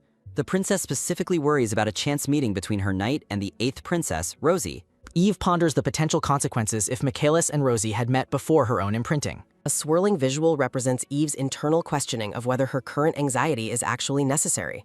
Powerful stabs impact a training post as the knight continues his relentless and focused practice. From behind, Michaelis is seen wielding his sword with impressive skill within the stone courtyard. Michaelis begins his training in the courtyard while 2 other knights watch him from a distance. Nearby knights gossip about the monster of the floating prison becoming the 7th princess's personal knight. The knights suggest Michaelis would have avoided prison if he had simply obeyed the emperor originally. Ignoring the whispers, Michaelis dashes forward to engage a massive training golem with his practice sword.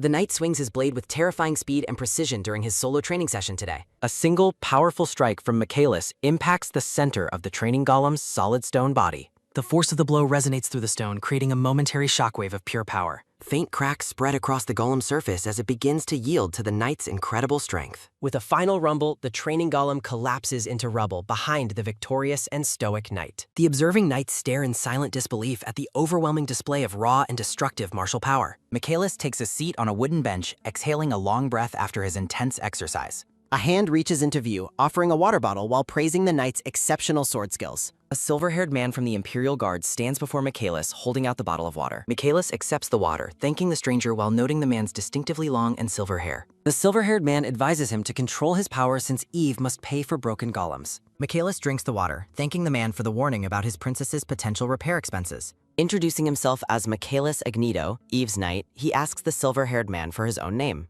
The man is Sylvestian Millard from the Imperial Guard, the knight chosen by the 8th princess. Sylvestian pauses for a moment, informing Michaelis that there is something specific he wishes to ask. Standing tall, Sylvestian asks if the reports are true that homunculi change completely upon being imprinted. Michaelis stares back at the guard, considering the deeper implications of the man's curiosity about imprinting. Recalling his own imprinting, Michaelis confirms that one naturally puts their master first after the ceremony. Sylvestian asks if he will truly become someone willing to risk everything for the 7th princess. Looking down, the silver-haired guard suggests that such a total change might actually be for the best. Sylvestian notes he favors another royal, but claims all imperial family members are essentially the same. Michaelis listens with a neutral expression, his gaze fixed on the skeptical guard from the Imperial Guard. Sylvestian changes his tone, adding that the cynical outlook he just mentioned might not be true. In a chibi interlude, Michaelis says he still hates things he hated before, confusing the guard. Michaelis suggests it is better to have one's own mind, even if that independence is occasionally tortuous. Sylvestian looks thoughtful, his expression softening as he processes Michaelis' perspective on maintaining his own will. The silver-haired knight asks if Michaelis thinks the 7th princess could eventually choose to cast him away. A split view highlights the intense eye contact between the 2 men as they discuss abandonment. Sylvestian wonders if Eve will discard her knight, and Michaelis is momentarily shaken by the thought. The 2 knights remain in the arena, the weight of the question lingering heavily between them both. A focused view shows Michaelis' face as he processes the potential for betrayal by his new master. Michaelis looks away, seemingly unsettled by the guard's blunt assessment of royal nature and future choices. Sylvestian watches him closely, his silver hair catching the light as he waits for a deeper reaction. Admitting his question was rude, Sylvestian dismisses the idea of abandonment as an unnecessary thing to consider. The silver-haired guard clarifies his stance, stating that he believes Princess Eve is simply not that kind of person. Michaelis lowers his head and agrees, his posture relaxing as he finds common ground with the guard. Sylvestian says he's interfered with training too much, but admits he genuinely enjoyed their long conversation. Michaelis reciprocates, noting it has been a long time since he could speak so well with someone. Sylvestian suggests a future practice match, and the 2 knights finalize their meeting with a firm handshake. As the sun sets, Michaelis walks away from the training area, his mind still racing with thoughts. Thinking to himself, Michaelis reflects on how he momentarily lost his rationality during the conversation about abandonment. He wonders why Sylvestian's warning about the princess casting him away felt so extremely and painfully reasonable. A beautiful vision of the seventh princess appears, highlighting her status as a member of the elite. Michaelis pauses in the garden, standing beneath the trees as he grapples with his own rising internal conflict. Clenching his hand, the knight wonders why he feels so angry and if the imprint is responsible. Michaelis turns his head in surprise as Eve calls his name, her voice breaking his dark reverie. Princess Eve waves a friendly greeting while someone calls out her title from the distance. Michaelis asks why she came herself, but Eve claims she was just out for a stroll. Eve asks about palace life, and Michaelis notes it is peaceful since he stays at school. Feeling a sense of relief, Princess Eve offers her knight a warm and genuine smile. The princess stares at her personal knight with a curious and slightly comical expression. Standing among white blossoms, Eve tells Michaelis that she wants to show him something special. A breathtaking indoor garden stands bathed in light, featuring ornate architecture and a grand chandelier. Michaelis is mesmerized by the view, admitting he never imagined seeing such a beautiful place. The knight's violet eyes reflect the lush greenery and soft light of the enchanted greenhouse. Michaelis observes the magical principles maintaining the garden's timeless environment while touching a delicate leaf. Eve praises his incredible intuition, confirming the greenhouse is a masterpiece of combined magic and alchemy. Admitting he is only an amateur at alchemy, Michaelis notes he can still sense the magic. The knight observes that the magical structure and the flow of mana are exceptionally delicate. Princess Eve suddenly stops, struck by the realization that homunculi are not supposed to use alchemy. Narrative text explains that despite their innate magical skill, homunculi seem to lack any alchemical talent. The historical record confirms that in reality, homunculi are completely unable to practice alchemy. The Imperial Alchemy Association describes this limitation as a fundamental provision of nature's laws. A celestial visual represents the concept of creation and the limitations placed upon artificial life. Eve contemplates the fact that as artificial creations, homunculi are fundamentally unable to reproduce. Eve questions how Rosie had his child, wondering if it involves prohibited Imperial information. The princess stares intensely at Michaelis, causing the knight to question her strange behavior. Michaelis asks the princess what she is thinking about while wearing such a focused expression. Still lost in her, the knight blushes deeply, his eyes widening in total shock at the princess's unexpected words. Eve panics and clarifies she was only thinking about how homunculi are unable to reproduce. Struggling with her embarrassment, Eve nervously wonders if reproduction is truly impossible or just difficult. Michaelis questions why she would choose to think about such a topic while staring at him.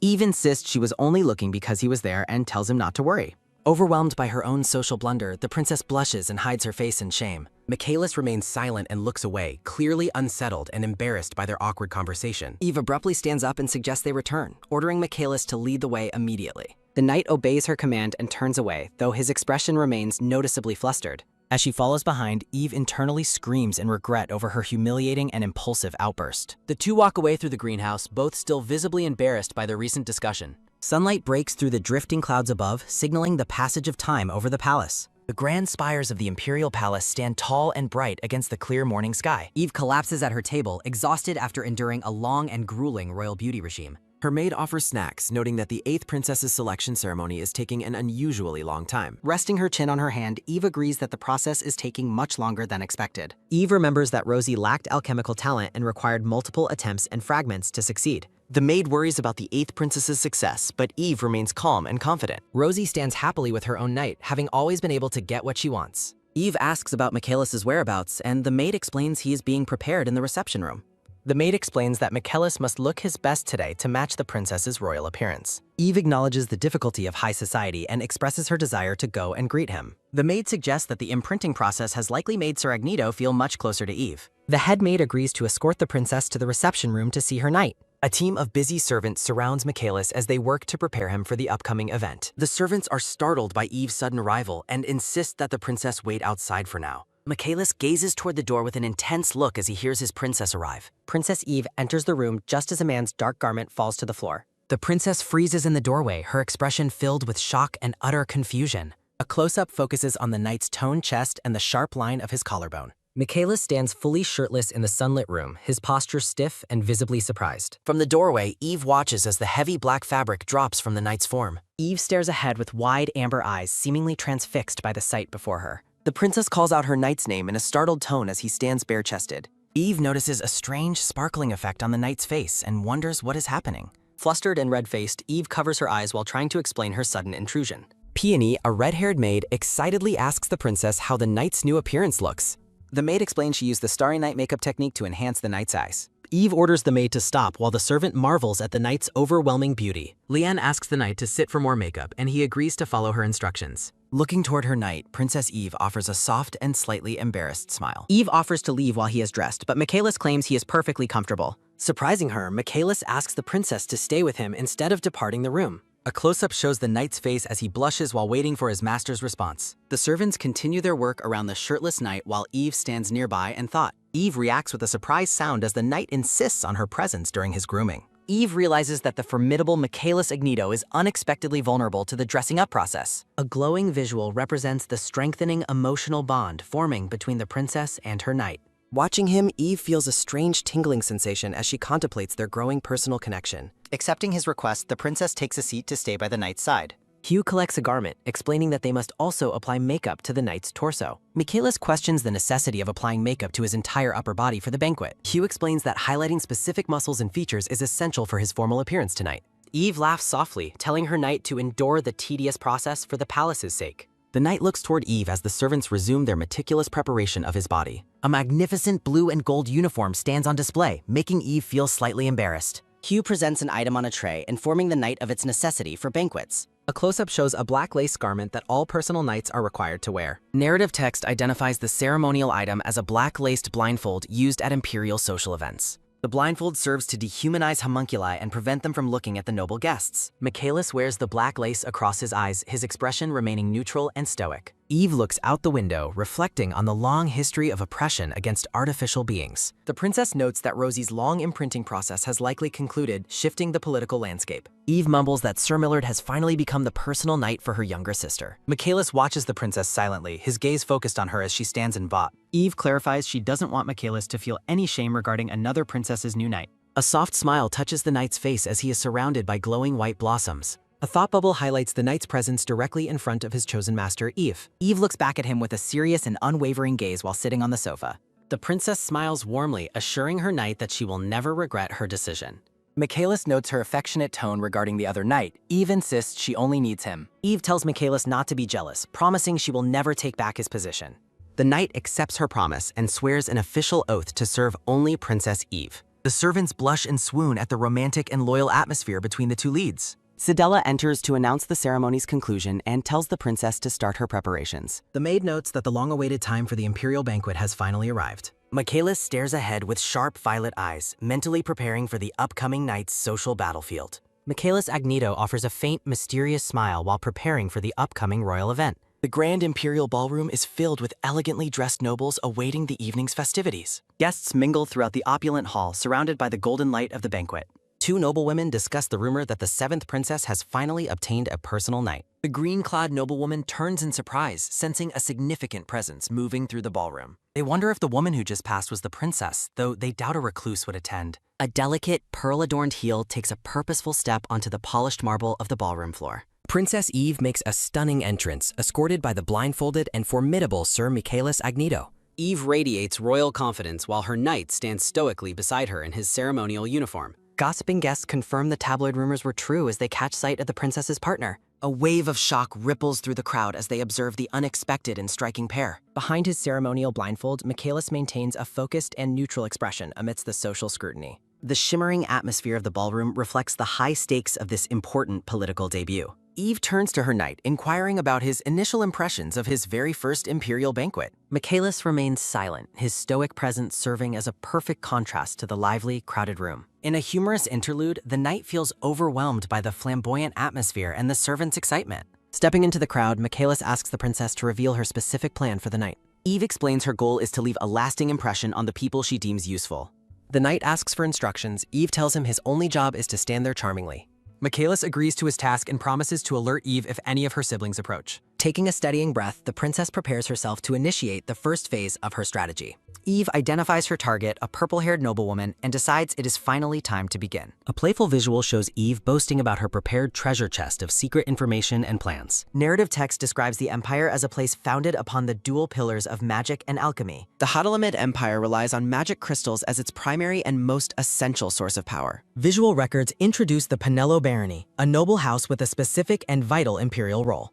The Pinella family is historically responsible for supervising the Empire's critical and lucrative crystal mines. Glowing red energy pulses from the depths of the crystal mines, representing the source of wealth. The Baron stands with his troops, highlighting the military and industrial importance of his family's fief. Eve approaches the purple-haired woman, confident that securing her support will provide excellent political backing. Lady Pinello observes the array of drinks, noting to herself that the available alcohol is quite strong. The noblewoman is startled by Eve's sudden approach, nearly dropping her glass in her surprise. Princess Eve offers a warm, disarming smile to the woman she has specifically chosen to recruit. Lady Pinello curtsies as the princess politely acknowledges her, creating a formal but friendly opening. Eve mentioned she heard the lady has been diligently managing the barony's affairs since her wedding. The princess asks if the lady is attending for her husband. The noblewoman is shocked Eve knows. Eve charmingly suggests it's impossible for a husband to willingly leave such a beautiful wife behind. Lady Pinello blushes deeply, clearly flattered and surprised by the princess's unexpected and direct compliments. Eve shifts the conversation to business, asking if Baron Pinello is still as busy as the rumors claim.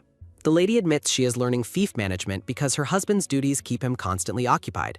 Praising her brilliance, Eve assures the lady she will excel. The noblewoman thanks her for the encouragement. Eve notes this will be the lady's first summer in the fief since marrying half a year ago. Visuals depict a raging river as Eve warns that the Rasatora River floods every 50 years. Lady Pinello is visibly stunned, admitting she has never heard of such a recurring natural disaster. Eve explains she discovered the 50-year cycle through diligent research within the Imperial Library's records. Terrible monsters are shown attacking as Eve warns that floods often lead to catastrophic defensive collapses. The noblewoman looks terrified, processing the grave implications of a potential monster raid on her home. Smiling kindly, Eve offers to provide the full library data if the lady visits her living quarters. Lady Pinello promises to visit the palace tomorrow, expressing deep gratitude for the princess's vital assistance. Eve smiles with satisfaction, knowing her first move to secure a powerful ally has succeeded perfectly. Princess Eve laughs with her guests as Michaelis stands alertly by her side during the banquet. A noblewoman notes that the 7th princess is unexpectedly adept at the high-stakes social game. Rosie and the 6th princess watch from the balcony, curious about the princess's formidable new knight. Rosie whispers a command to her companion, urging him to take immediate action against her sister. The pair watches Eve's success with frustration as she continues to dominate the banquet's attention. The 6th princess startles Rosie by tapping her shoulder during her secret observation of the ballroom. Rosie and the prince quickly flee the balcony as the 6th princess passes them by. The 6th princess calls for Elijah while they walk together through the ornate palace hall. Turning her gaze, the princess asks her knight if he understands his current objective. The blindfolded knight remains silent, acknowledging his master's question with a stoic and neutral expression. Michaelis addresses Eve as she finishes a glass of wine among the chatting noble guests. The knight alerts the princess that her royal siblings are currently approaching her specific location. Eve politely excuses herself from the group, claiming a sudden need for some fresh air. The princess successfully evades her approaching siblings by making a quick and tactical social exit.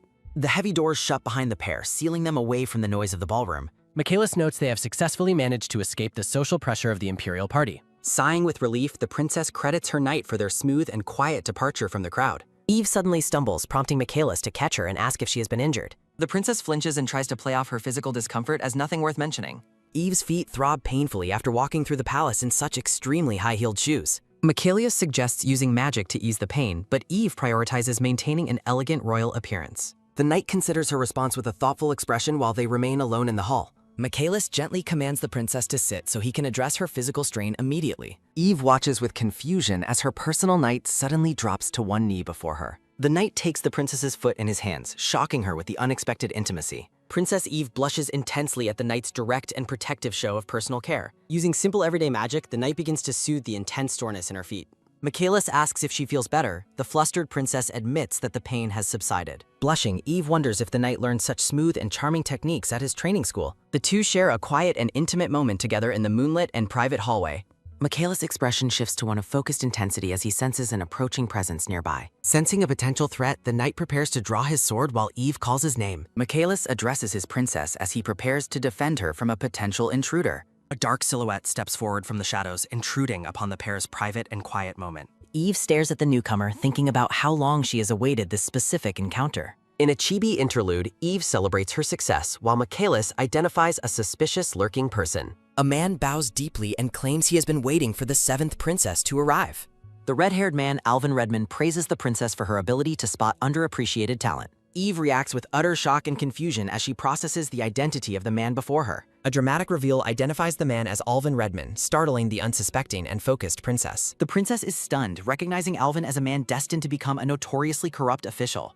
Alvin offers a greasy smile, exuding an aura of smug and oily confidence toward the royal. Narrative text explains Alvin's noble background and his reputation for frequent administrative and personnel transfers. A chibi representation shows Alvin feeling the immense weight of a past professional demotion. Despite his failures, Alvin regained a high-ranking treasury position through his father's significant political power. Alvin laughs maniacally while rolling in a massive and sparkling pile of stolen imperial gold.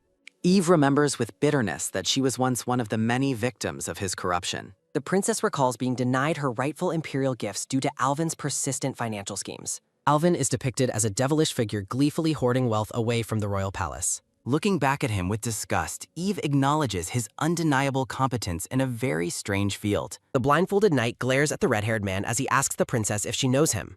Alvin Redmond looks terrified, his whimpering and trembling compared to the distress of a small, frightened dog. Maintaining her royal composure, Princess Eve calmly confirms her prior acquaintance with the nervous official before her. Eve considers the potential risk of creating a quick-witted enemy if she handles this delicate situation poorly. The princess offers a warm and disarming smile as she politely greets Sir Redmond with grace. Alvin's face brightens with joy as he expresses his long-standing desire to speak with the esteemed princess. Alvin claims his talent was recognized by the princess, while she wonders about the rumors he mentions.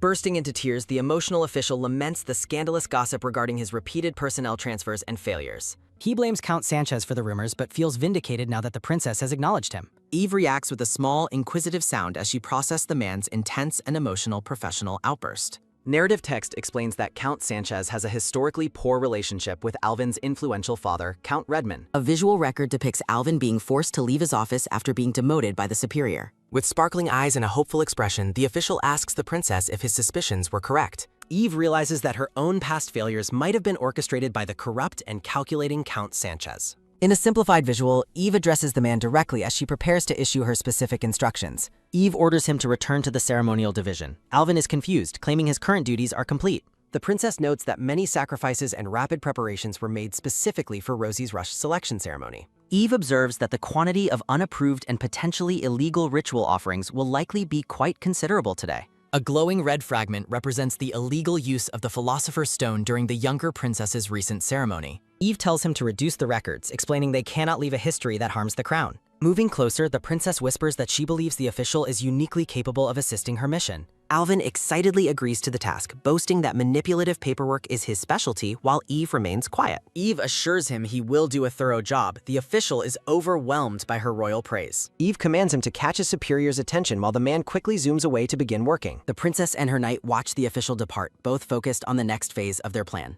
Sighing with relief, Princess Eve allows herself a brief moment of calm after successfully manipulating the corrupt official. Eve reflects on how the illegal details of Rosie's recent success will now be buried and forgotten forever. She acknowledges this benefits her sister, but prevents Alvin from following his previous path of total corruption. Staggering from exhaustion, Eve finds comfort in knowing she will not be tormented by this man again. Michaelis catches his master as she stumbles, inquiring if she is injured or needs to move elsewhere. Rejecting his suggestion to leave, the princess asks for only a single quiet moment to regain her strength. Eve leans her head against her knight's chest, finding a rare moment of peace amidst the high-stakes banquet. The two stand close together in the hallway, their different backgrounds forgotten in this brief and intimate exchange. Michaelis looks down toward his princess, his expression softened by the vulnerability shown by his usually strong master. Resting her eyes, Eve allows herself to be supported by the unwavering and protective presence of her knight. The knight asks if her feet are still in pain. The startled princess denies any remaining physical discomfort. In a comical visual, Eve wobbles slightly while explaining that her mental stress has finally been eased. Eve admits she was deeply shaken by the fear of making a mistake during her first public appearance. Reassuring her, Michaelis tells the princess she performed excellently despite the immense social and political pressure. Eve feels rejuvenated, though her knight asks if she requires any further rest before they continue their evening. Taking a purposeful step, the princess declines further rest and wonders when her younger sister will finally arrive. Eve reaches for a handle and slowly creaks open the door to a private room within the palace. Entering the room, the pair observes several noblemen. Eve notes her objective for the night is almost complete. Narrative text identifies the group as aristocratic sons currently attending the Empire's prestigious Gnosis Academy for the elite. The group includes the heirs of Count Reindel and Marquis Remichiello, both holding glasses of imperial wine. Despite their individual brilliance, these men have all lost their rights of succession because they are not firstborn. Highlighting a significant historical deviation, the text notes that these two men unexpectedly managed to inherit their titles. Eve asks Michaelis to wait behind this time. The knight asks for the reasoning behind her unusual command. Turning back, the princess explains she must lower her barriers to successfully gain entry into their social circle. Left behind in the hallway, the simplified knight tilts his head in total confusion over his master's instructions. Narrative text observes that high society circles primarily function as a competitive marriage marketplace. Walking purposefully, Eve decides to approach the nobles boldly despite her lack of connections. Surveying a group of noblemen, Eve determines she only needs to recruit one. The princess makes a grand entrance, approaching the men gathered near a massive painting. Shimmering blossoms surround Princess Eve as she presents a radiant and polished royal image. Eve offers a warm, dazzling smile, determined to successfully infiltrate the exclusive social circle. A determined thought bubble highlights Eve's singular goal to fit in with the group. Clutching her necklace, the princess mentally prays she can secure at least one ally. In a chibi thought bubble, Eve pleads for success while the noblemen watch her approach. A blonde nobleman remarks on the crowded room as Eve stands politely before him. The blonde man invites Eve to sit beside him, catching her completely off guard. Startled by the sudden hospitality, Eve realizes this interaction is deviating from her expectations. Eve identifies the man as Calix Remichiello, an aristocrat notorious for his lack of manners. While thanking Calix, the princess wonders what his true intentions are behind the polite invitation. Eve attempts to steer the conversation toward their studies at the prestigious Gnosis Academy. Expressing interest in the academy, Eve asks if she may listen to their stories. A nobleman laughs, admitting he has no idea where to begin his chaotic academy tales. Wine glasses fill the table as the man describes the wild atmosphere of their school. Eve smiles, thinking her plan to integrate into their group is progressing perfectly. An empty wine glass is held up as a man points out the princess's drink. 3 noblemen swarm Eve, shouting that they cannot let her glass remain empty for long. Feeling overwhelmed, a confused chibi Eve is surrounded by men offering their drinks. Eve stares at the 2 full glasses in her hands, realizing something is very wrong. Frowning, the princess detects that the drinks have been maliciously spiked with strong brandy. Narrative text explains that palace law deems leaving a gifted drink unfinished as extremely rude. Eve realizes the noblemen are intentionally trying to put her in a difficult political position. Sitting on the sofa, the princess looks stressed while contemplating her next tactical move. Eve observes the group, feeling the weight of the social trap they have set. Calix offers a smug grin, clearly enjoying the princess's struggle with the poisoned social situation. Noting that Calix hasn't offered a drink, Eve suspects he is the mastermind behind this. The princess wonders if Calix has been manipulating the entire situation to gain leverage. A wide view shows the men towering over Eve as she sits trapped between them. Clenching her glass, Eve weighs the risks of following the blonde nobleman's hidden agenda. Looking down with intensity, Eve focuses on Calix Remichiello as she prepares her response. A voice cuts through the tension from the shadows, calling out to the seated princess. Michaelis reaches for the glass, announcing his intention to drink the spiked wine for her. Startled and relieved, Princess Eve looks up as her personal knight suddenly intervenes. Michaelis downs the alcohol in a single gulp, protecting his master from the social trap. Eve asks if he is all right. The knight stoically confirms he is perfectly fine. Calix glares at the knight with a silent and deeply calculating expression of disapproval. The blonde nobleman remarks that homunculi are specifically trained to be immune to poisons. Calix suggests alcohol is meaningless to them. Michaelis retorts he is simply assisting his master. Intense sparks of hostility fly as Michaelis and Calix engage in a silent visual confrontation. Eve decides to leave, thanking the man and claiming she needs to cool down. The princess hurries away with her knight while Calix clenches his fist in silent rage. Eve and Michaelis walk together through a quiet hallway, the moonlight casting long shadows behind them. Turning to her, the knight prepares to address the princess regarding the night's events. Michaelis scolds Eve for forgetting his presence and his duty to protect her from harm. Eve looks away, admitting she has never had anyone to rely on for help before. The knight explains the wine was purposely spiked with extra alcohol to target the princess. Princess Eve laughs softly to herself while looking out at the vast star-filled night sky. The princess admits that she has been deceived by similar social traps during her past life. Michaelis pauses and clenches his fist, silently processing the princess's revelation about her difficult past experiences. The knight offers to drink any strong alcohol gifted to Eve to protect her from potential intoxication. Leaning against the stone balcony, Eve reflects quietly on her knight's unwavering and unexpected offer of protection. The princess agrees to the arrangement, expressing how truly grateful she was for his earlier timely intervention. Eve blushes deeply, feeling a sudden wave of warmth at the realization that someone is finally helping her. Narrative text emphasizes the profound emotional weight and comfort of finally having a trusted ally by one's side. The pair stands in comfortable silence on the balcony, their silhouettes framed by the pale moonlight and stars. Close visuals capture an intimate exchange of glances between the princess and her knight in the quiet night.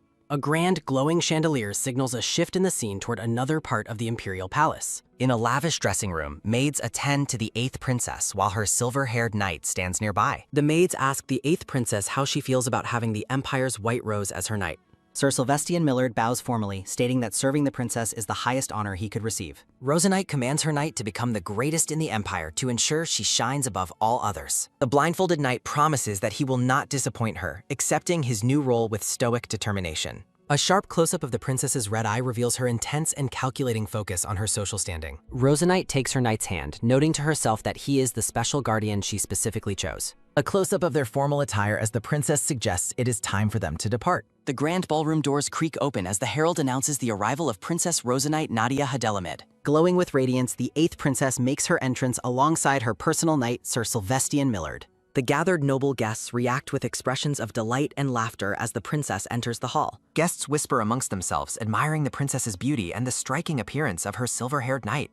Noblemen murmur that the knight's impressive caliber is perfectly suited to match the status of the 8th princess. A satisfied smirk appears on the princess's face as she enjoys the praise and attention from the crowd. Rosie reflects that choosing Sylvestian was the right move despite his difficult behavior during the selection ceremony. Noble guests crowd around the staircase, wishing the princess a happy birthday and offering their sincere congratulations. Rosie thanks the guests and encourages them to enjoy the party while privately savoring the taste of attention. Suddenly, the princess is startled by a group of noblemen who shout her name with loud, exuberant energy. The princess's brothers whine about waiting for her arrival, though she privately considers their behavior to be annoying. The brothers point at Sylvestian, insulting him as a haughty homunculus and demanding that he be scolded immediately.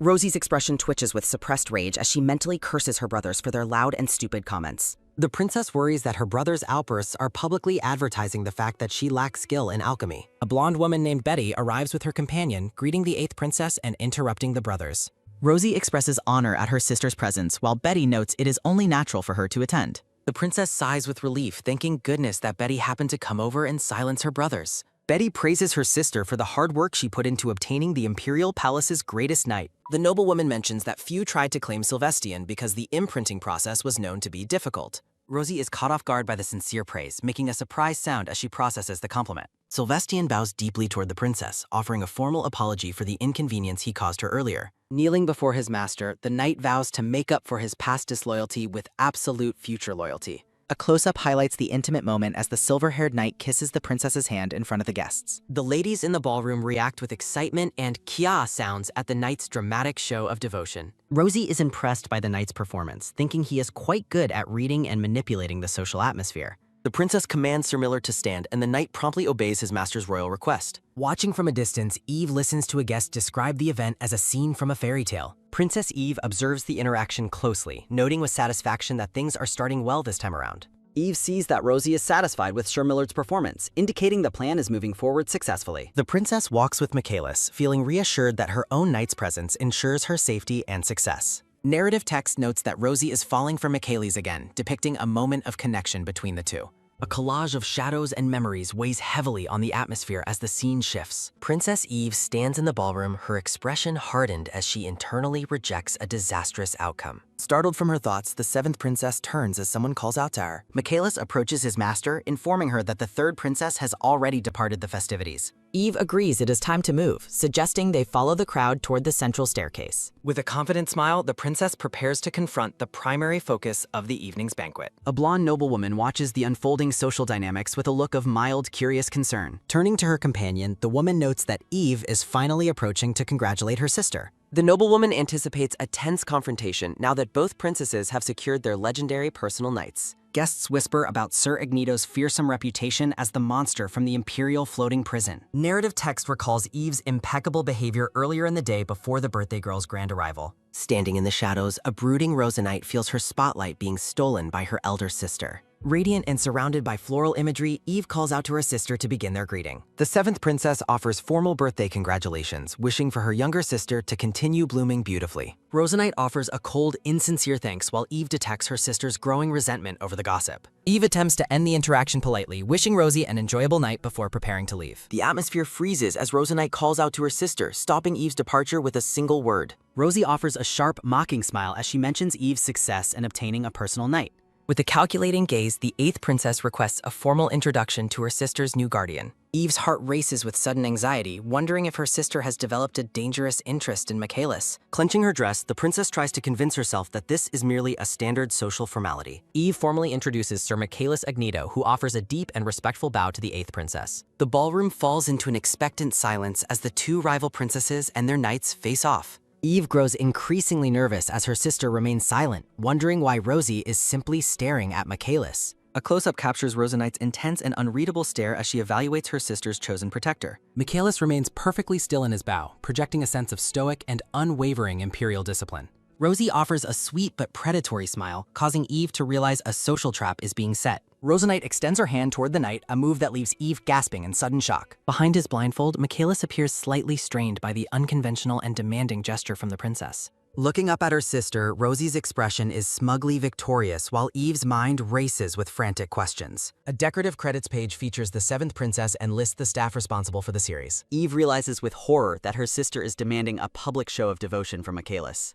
Breaking into a cold sweat, Eve regrets her earlier complacency regarding the dangers of the imprinting ceremony. The princess observes her bowed knight, worrying that his obscured vision makes the social manipulation even deadlier. Rosie maintains her graceful pose, though Eve suspects she is intentionally trying to humiliate the 7th princess. Narrative text suggests Rosie believes the knight will eventually despise his current master for her lower status. Eve looks on with visible disgust, mentally cursing her sister for such a blatant and dirty trick. To the surprise of the onlookers, Michaelis reaches out and firmly takes the 8th princess's hand. A sharp pang of jealousy and pain strikes Eve's heart as she watches the intimate contact. Michaelis performs the formal kiss on the back of Rosie's hand, fulfilling the demanding social protocol. The knight repeats his formal greeting to Rosanite, who looks down at him with immense satisfaction. Eve looks away with a pained expression, lamenting that she couldn't protect her knight from this interaction. As he stands, Michaelis makes a subtle movement to wipe his mouth while pretending to adjust himself. Eve is stunned, realizing her knight is cleaning his face immediately after touching the other princess. Michaelis whispers to Eve that the touch was repulsive compared to the comfort he feels with her. Flushed with relief and joy, Eve is overwhelmed by the unexpected and profound loyalty of her knight. A herald announces the Emperor's arrival as the crowd offers blessings to the son of the Empire. Rosie greets her father enthusiastically, though he warns her that state affairs will cut his visit short. The 8th princess graciously accepts his limited time, and the two share a lighthearted familial laugh together. Stepping forward, Eve offers a radiant and humble greeting to her father amidst a backdrop of blossoms. The Emperor asks if Eve attended. She confirms and says she was congratulating Rosie, earning his praise. Rosie is told that her birthday gift, a garden of white roses, is ready for her. The 8th princess expresses her immense gratitude to her father as Eve stands between the two. Eve regrets her proximity to her giggling sister, while the blonde princess enjoys her father's favoritism. Guests murmur that the 8th princess receives most of the favor while the 7th remains overlooked. A dejected Eve decides it is better to act the part of an unloved, unfortunate princess. Observers express pity for the 7th princess, noting she is also the Emperor's child. Looking focused and determined, Eve closes her eyes as she prepares for her next social maneuver. Walking together, Eve and Michaelis hold hands, their physical contact providing a source of silent strength. A close-up captures the knight's firm and supportive grip on the hand of his royal master. Looking up at her protector, the 7th princess softly calls out the name of her personal knight. The pair shares a quiet, intimate moment while navigating the high-stakes atmosphere of the imperial banquet. Feeling comforted by her knight's presence, Eve allows a soft and genuine smile to touch her face. The Emperor asks Eve if she has a request, offering a prize for her successful knight appointment. Startled, Chibi Eve listens as the Emperor tells her not to be surprised and offers time. In a small chibi panel, the princess takes a moment to think about her father's offer. Eve declines the extra time, stating that she already knows exactly what she needs from her father. The princess requests to move her living space while the grand palace architecture looms in the background. Surprised, the Emperor asks for clarification, wondering if his daughter is dissatisfied with her current residence. Eve describes her ideal room, imagining a space with a powder room and a sunlit balcony. Gazing over the palace gardens, the princess envisions the freedom and status a new residence represents. The Emperor is shocked to hear her current space lacks a powder room. Eve confirms it. Furious, the Emperor shouts at the administrators, outraged by the blatant neglect shown to a princess. While the Emperor rages, Chibi-Eve notes he is likely ashamed of his past neglect of her. Eve reminds her father it is Rosie's birthday and asks him not to be too harsh. The Emperor agrees to restrain himself for the sake of the joyous birthday celebration. Narrowing his eyes thoughtfully, the Emperor contemplates the implications of granting his daughter's unusual request. The Emperor publicly announces a gift for the 7th princess, Evian Rose Cloel Hadelamit, before the gathered nobility. Murmurs ripple through the ballroom as Eve stands in the spotlight of her father's sudden public favor. A shocked Rosie and a calculating third princess watch the Emperor's unexpected show of imperial affection. Guests whisper that a named room signifies favor even greater than the 8th princess's new garden. The third princess notes she was previously the only daughter granted the honor of a named Daron. Eve bows her head in gratitude. The Emperor promises to pay her a visit after her move. Eve promises to prepare tea, though she privately doubts her busy father will actually visit her. A pleased Chibi Emperor smiles at his daughter, who looks back with a look of mild surprise. The Emperor bids the entire ballroom to continue enjoying the festivities as he prepares to depart. Noble guests continue to murmur amongst themselves, processing the dramatic shift in the imperial family's hierarchy. Guests speculate on the Emperor's new liking for Eve, while the third princess finds it interesting.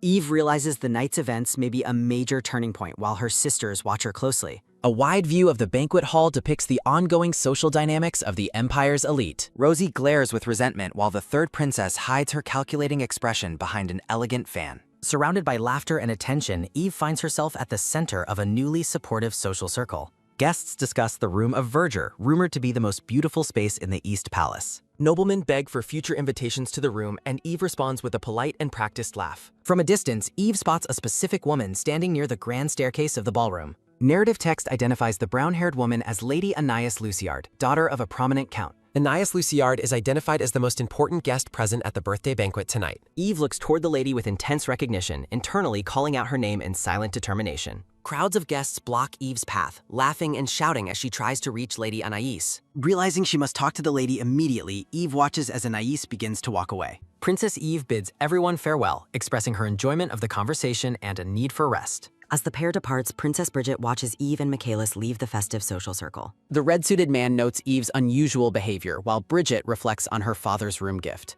Holding her wine glass, Bridget wears a calculating and cold expression during the birthday banquet. Bridget thinks about the ugly duckling finally learning how to behave gracefully for their father. Drinking her wine, Bridget claims that Eve is still just a puppy excluded from council meetings. Bridget agrees with the red-suited man while privately considering if another reason exists for Eve's change. A guest proclaims Bridget is undoubtedly the primary candidate to inherit the imperial throne. The blue-haired man adjusts his glasses with a pensive and slightly troubled facial expression. Bridget turns her sharp gaze toward her companion, noticing his moment of visible hesitation. Looking distressed, the blue-haired man rubs his temple while processing the current political shifts. Bridget touches the man's face, promising to personally uncover the 7th princess's true intentions. Commanding the man to calm down, Bridget receives a respectful acknowledgement from her subordinate. The man looks up with wide eyes as if suddenly struck by a significant realization. Lady Luciard waits anxiously behind a marble pillar, her hand clutched to her chest. Bridget and her companion identify Lady Luciard, noting her presence near the grand staircase. Noblemen speculate the lady sought Bridget regarding business for the Imperial Palace bathhouse. Narrative text remarks on the difficulty of waiting for responses to the many unread purple letters. Bridget subjects Lady Luciard to an intense, intimidating stare that leaves the lady visibly shaken. Lady Luciard calls out as Bridget and the blue-haired man coldly turn their backs. Struck by a sudden internal shock, Lady Luciard watches the high-ranking royals walk away. Bridget dismisses the lady's concerns, declaring that the Luciard family's affairs are no longer relevant. Standing alone in the vast hallway, Lady Luciard reflects on her family's predetermined social role. Michaelis asks if the princess is tired and offers to find her a resting place. Eve smiles at her knight, confirming there are several private rooms available for their use. A close-up reveals the focused gaze of the knight behind his protective black blindfold. The knight appears slightly flustered, beads of sweat forming as he follows his master's lead. Eve looks back at Michaelis and suggests they head toward the Room of Pearls. Narrative text describes the Imperial Palace as a hub for those who enjoy decadent culture. Narrative text explains the social scandal that occurs if unmarried couples enter such rooms together. Couples who are caught risk being featured in the next day's sensationalist Palace Gossip magazine. A guard invites them inside while Eve commands Michaelis to enter the room with her. Narrative text describes the room as a space the palace officially designated for making love. Michaelis gulps nervously as he realizes the suggestive nature of the room they just entered. Eve notices her knight has gone completely stiff and asks what is wrong with him. The princess turns her gaze toward her silent protector, waiting for him to finally speak. Surprised and blushing, Eve makes a startled sound as the tension in the room rises. Michaelis looks stunned as he reacts to the princess's sudden and lighthearted laughter. Eve laughs and tells Mikhail to relax, assuring him she has no scandalous intentions tonight. Claiming she feels better, the princess tells Mikhail to sit down since he was standing. Lowering his head respectfully, the knight agrees to follow his master's request to take a seat. The pair sits awkward on opposite ends of the plush sofa in the quiet room. Silence fills the hallway outside the room of pearls while the interior remains completely soundproof. Eve and Michaelis sit together, the princess beginning to discuss the magical properties of the room. Eve notes the silence before Michaelis explains the golden string signifies that the room is occupied. The princess explains that the rooms utilize a magical barrier to ensure total silence and privacy. Eve suggests that while he excels in offensive magic, Michaelis might be vulnerable to defensive spells. Michaelis mentions her magic studies, prompting Eve to describe her specialty in combining everyday magic. Admitting her limitations, the princess explains that she possesses no natural talent for offensive magic. Despite her restricted academic achievements, Eve considers her lack of offensive talent for the best. Michaelis affirms his role as Eve's sword while they sit together in private. The knight vows to handle all conflicts so the princess never has to fight. Eve gazes at her knight, her expression softening with appreciation for his protective declaration. Internally, Eve acknowledges that such loyalty is a natural byproduct of her knight's imprinting. With a radiant smile, Eve playfully insists that Michaelis must fulfill his duty perfectly. Michaelis closes his eyes and solemnly confirms his absolute commitment to his master's request. A resonant chime echoes through the palace, signaling the conclusion of the evening's main events. Startled by the sound, the pair looks up as the banquet's atmosphere begins to shift. Michaelis notes the party's official conclusion, signaling it is time to focus on their mission. The knight gives a firm nod, urging Princess Eve to begin the next phase. Preparing for a critical confrontation, Eve adopts a focused and determined expression before they move. Standing alone, Lady Anais Luciard appears overwhelmed by the weight of her family's secret struggles. An elegant illustration of the seventh princess serves as the chapter's decorative credits page. A flashback reveals a meeting half a year ago in Bridget's drawing room with Count Luciard. Princess Bridget confirms the details of a new business venture while maintaining a cool, superior demeanor. Anais Luciard expresses concern that the proposed public bathhouse project will yield very little profit. Bridget dismisses the profit concerns, framing the project as a noble service for commoner hygiene. Count Luciard offers a strained smile, feeling pressured to accept the honor of the imperial contract. A heavy silence fills the room as the Count realizes the precarious position Bridget has created. Bridget notes that the Luciard family's dominance in construction materials makes them the only choice. Beads of sweat form on Count Luciard's face as he feels trapped by Bridget's manipulative offer. Sensing his hesitation, Bridget coldly offers to terminate the deal if the Count lacks resolve. Standing up, Bridget points out that many other families are eager to replace the Luciards. Shocked by the blatant threat, the Count realizes his family's status is on the line. Closing his eyes in defeat, Count Luciard clenches his jaw and accepts the disastrous terms. Bridget smirks, claiming her only motivation is the welfare of the Empire's many subjects. A gloved hand firmly stamps the official imperial seal onto the binding legal contract. Returning to the present, Anais laments how easily her father fell for Bridget's honeyed words. The lady clutches her head in distress, regretting that she couldn't prevent this economic disaster. Narrative text explains that skyrocketing magic stone prices have made heating the public baths impossible. Anais worries that the mounting deficits will lead to the total collapse of her family's business.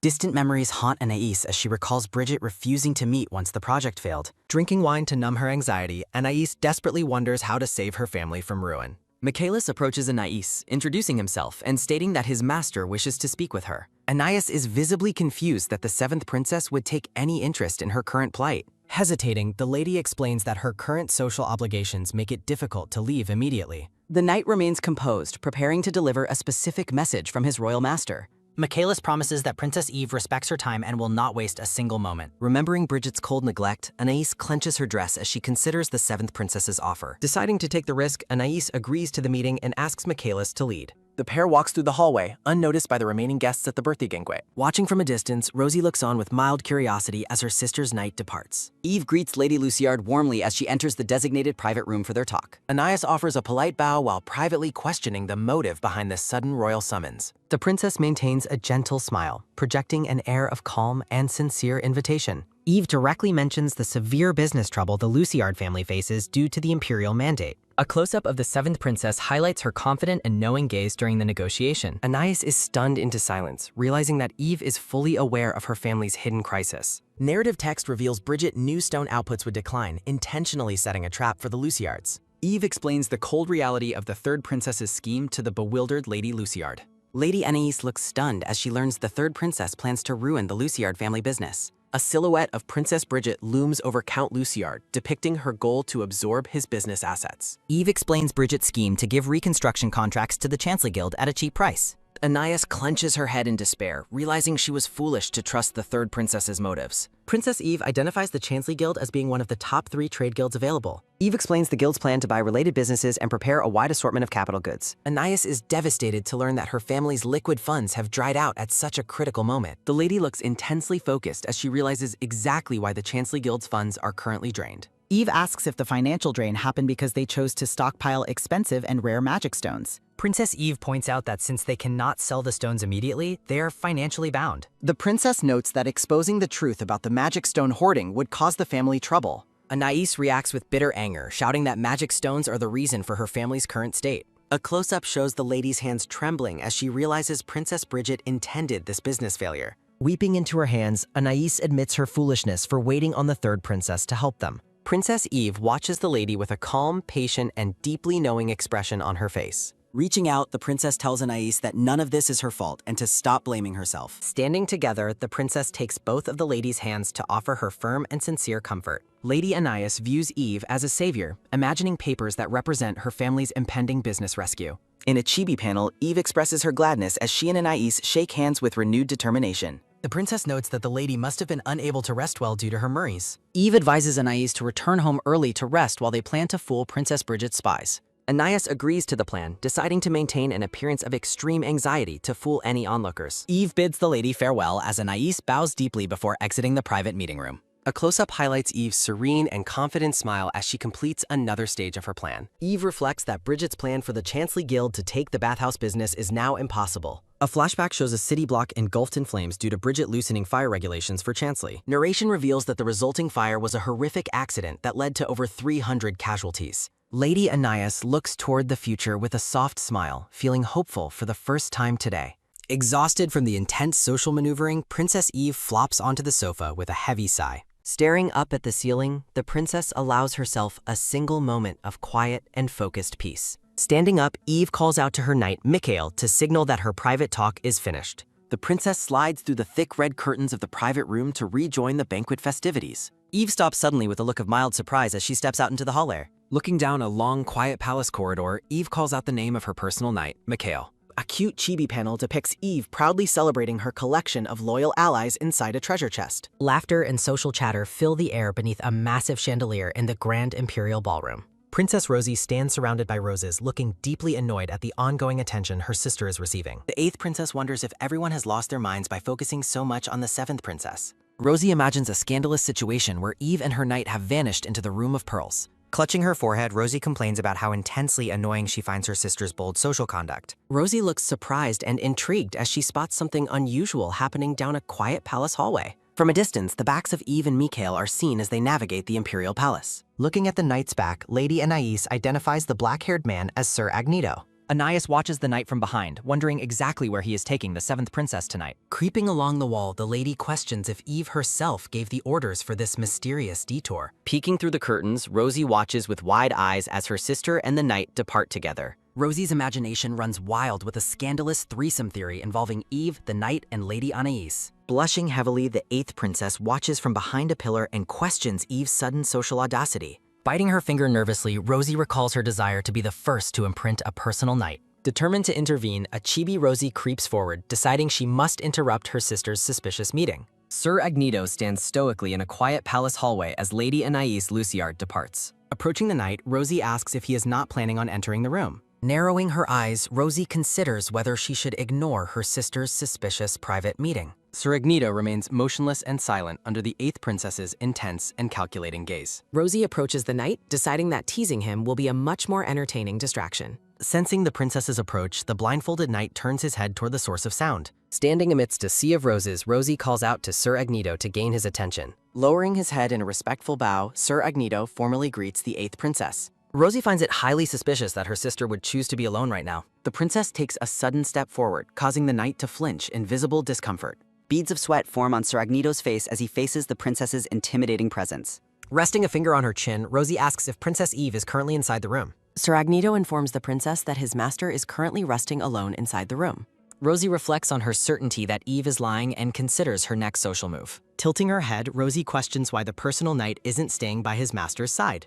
Sir Agnito counters by inquiring why the 8th princess isn't accompanied by her own knight, Millard. Laughing lightheartedly, Rosie claims she only stepped away for a moment to get some air. Sir Agneto remains silent and focused, his eyes hidden as he evaluates the princess's excuse. The knight suggests Rosie keep Sir Millard close, as she is far too precious to wander. Rosie stares at the knight with a cold, blank expression following his protective recommendation. Sir Agneto looks confused by the princess's sudden silence, his expression showing a moment of hesitation. Rosie proposes that Sir Agneto escort her instead, putting him in a difficult political position. The knight looks down in silence, feeling the heavy weight of the princess's unexpected demand. Sir Agneto reflects on his oath of loyalty, which mandates his obedience to any royal request. Narration explains that his status makes it impossible to reject a command from the imperial family. A memory of Eve's recent handshake signifies her seeking permission for their secret plan. Rosie reaches out and takes the knight's hand, and he agrees to follow her command.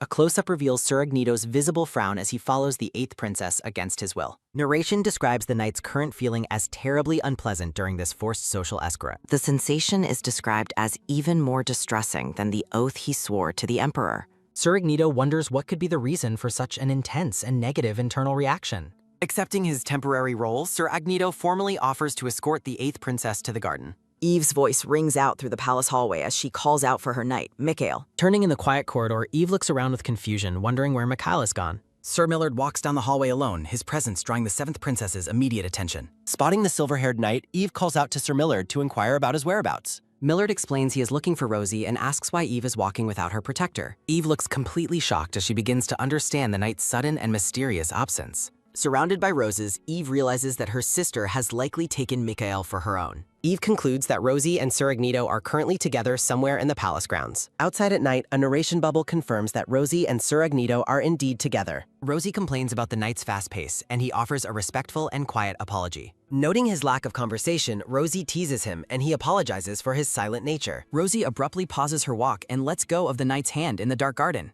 Exhaling with relief, Rosie declares that the exhausting social performance of the night is finally over. Rosie turns toward the knight and demands to see him with his protective blindfold finally removed. The knight reacts with shock while a heavy heart thump signifies his growing internal panic. Rosie asks the knight if he will allow her the honor of uncovering his eyes. Multiple panels depict the knight's racing pulse as the princess's hand nears his blindfolded face. A final heart thump underscores the intense and scandalous atmosphere of the Midnight Garden meetings. Decorative credits page featuring an elegant illustration of Princess Eve in a red dress. Smiling amidst the roses, Rosie asks the knight if he will allow her the honor of uncovering his eyes. Narrowing his visible eye, Sir Agneto remains silent, mentally dismissing the princess's request as a ridiculous trick. Gazing back with a knowing look, Rosie reflects that forced permission is not the same as genuine consent. In a close-up panel, the princess's hand reaches out slowly to touch the knight's protective black blindfold. A loud heart thump echoes through the garden as Sir Agneto stands frozen under the princess's touch. Looking down, the knight realizes with a start that he is currently unable to move his body.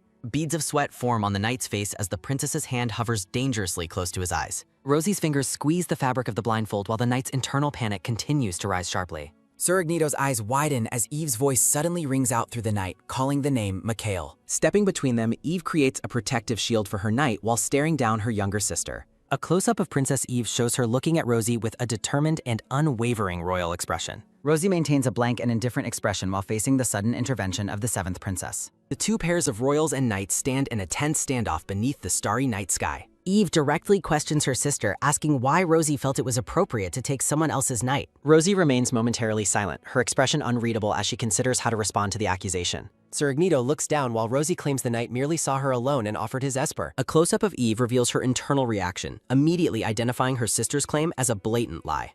Eve counters the excuse by mentioning that she spoke with Rosie's own knight, Sir Millard, earlier tonight. Resting her cheek on her hand, Rosie lightheartedly laments that their paths simply failed to align tonight. Maintaining a firm tone, Eve advises her sister to finish the rest of her walk with Millard. Rosie gazes back thoughtfully before agreeing that returning to her own knight would be a good idea. Sir Millard steps forward and bows, formally offering to escort the 8th princess back to the palace. Lowering his head respectfully, the silver-haired knight confirms his readiness to follow the princess's lead. Turning away, Rosie declares she no longer needs a walk and intends to rejoin the banquet hall. Eve watches her sister depart while Michaelis reflects on the trouble caused despite his new status. Closing her eyes, the 7th princess breathes a silent plea for things to remain under her control. Eve looks at a mental image of Rosie and Michaelis, determined to change her previous life's fate.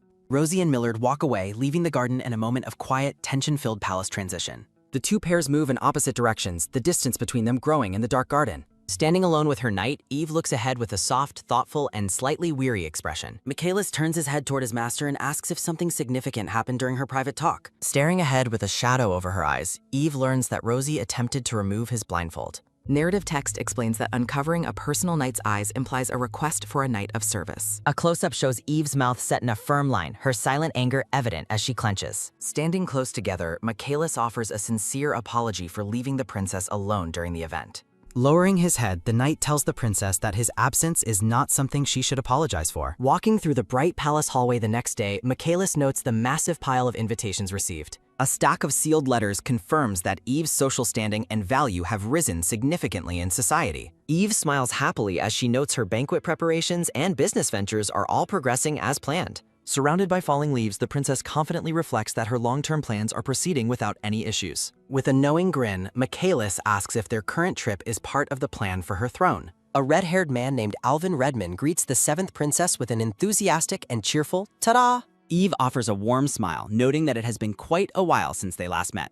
An awkward chibi panel depicts Alvin and Michaelis bowing stiffly to each other during their formal introduction. Alvin coughs into his hand and mentions her arrival to learn more about the imperial family's activities. Simply put, Eve explains that these official activities are community services performed by the royal family. Two pairs of hands exchange a large document envelope containing details on royal donations and sponsorships. Narrative illustration shows imperial officials recording data while coordinating large-scale dispatch assignments in a town. A group of nobles gathers around a large map-covered table to discuss complex administrative and strategic plans. Reflecting on her status, the princess notes her official credit is low compared to Bridget. Alvin Redman urges the princess to review a list of potential political activities to participate in. Focusing intently, the princess flips through the documents to find a suitable project for her needs. Scanning the list, the lady suddenly pauses as a specific entry captures her complete attention. The report details a comprehensive investigation into the harsh reality and working conditions of magic stone mines. Standing stoically behind his master, Michaelis observes as the princess considers her next strategic social move.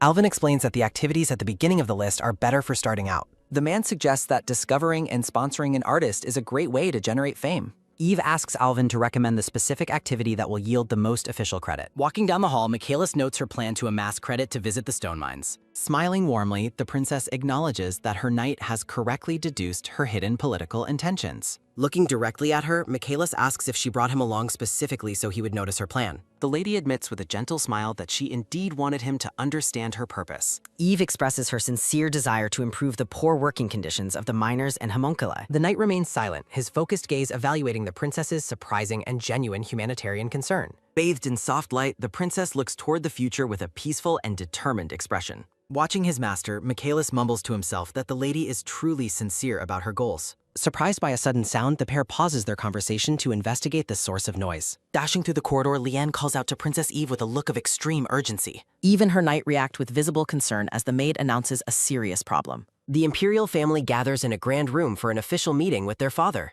Chibi panels depict Eve's internal confusion regarding her father's visit and her older sister's presence. Sipping tea, the lady notes her frequent confusion due to her constantly changing tactical plans. A knight with brown hair, identified as Elijah Halston, stands amidst a field of flowers. Eve recalls that the knight has served as Bridget's direct driver for a very long time.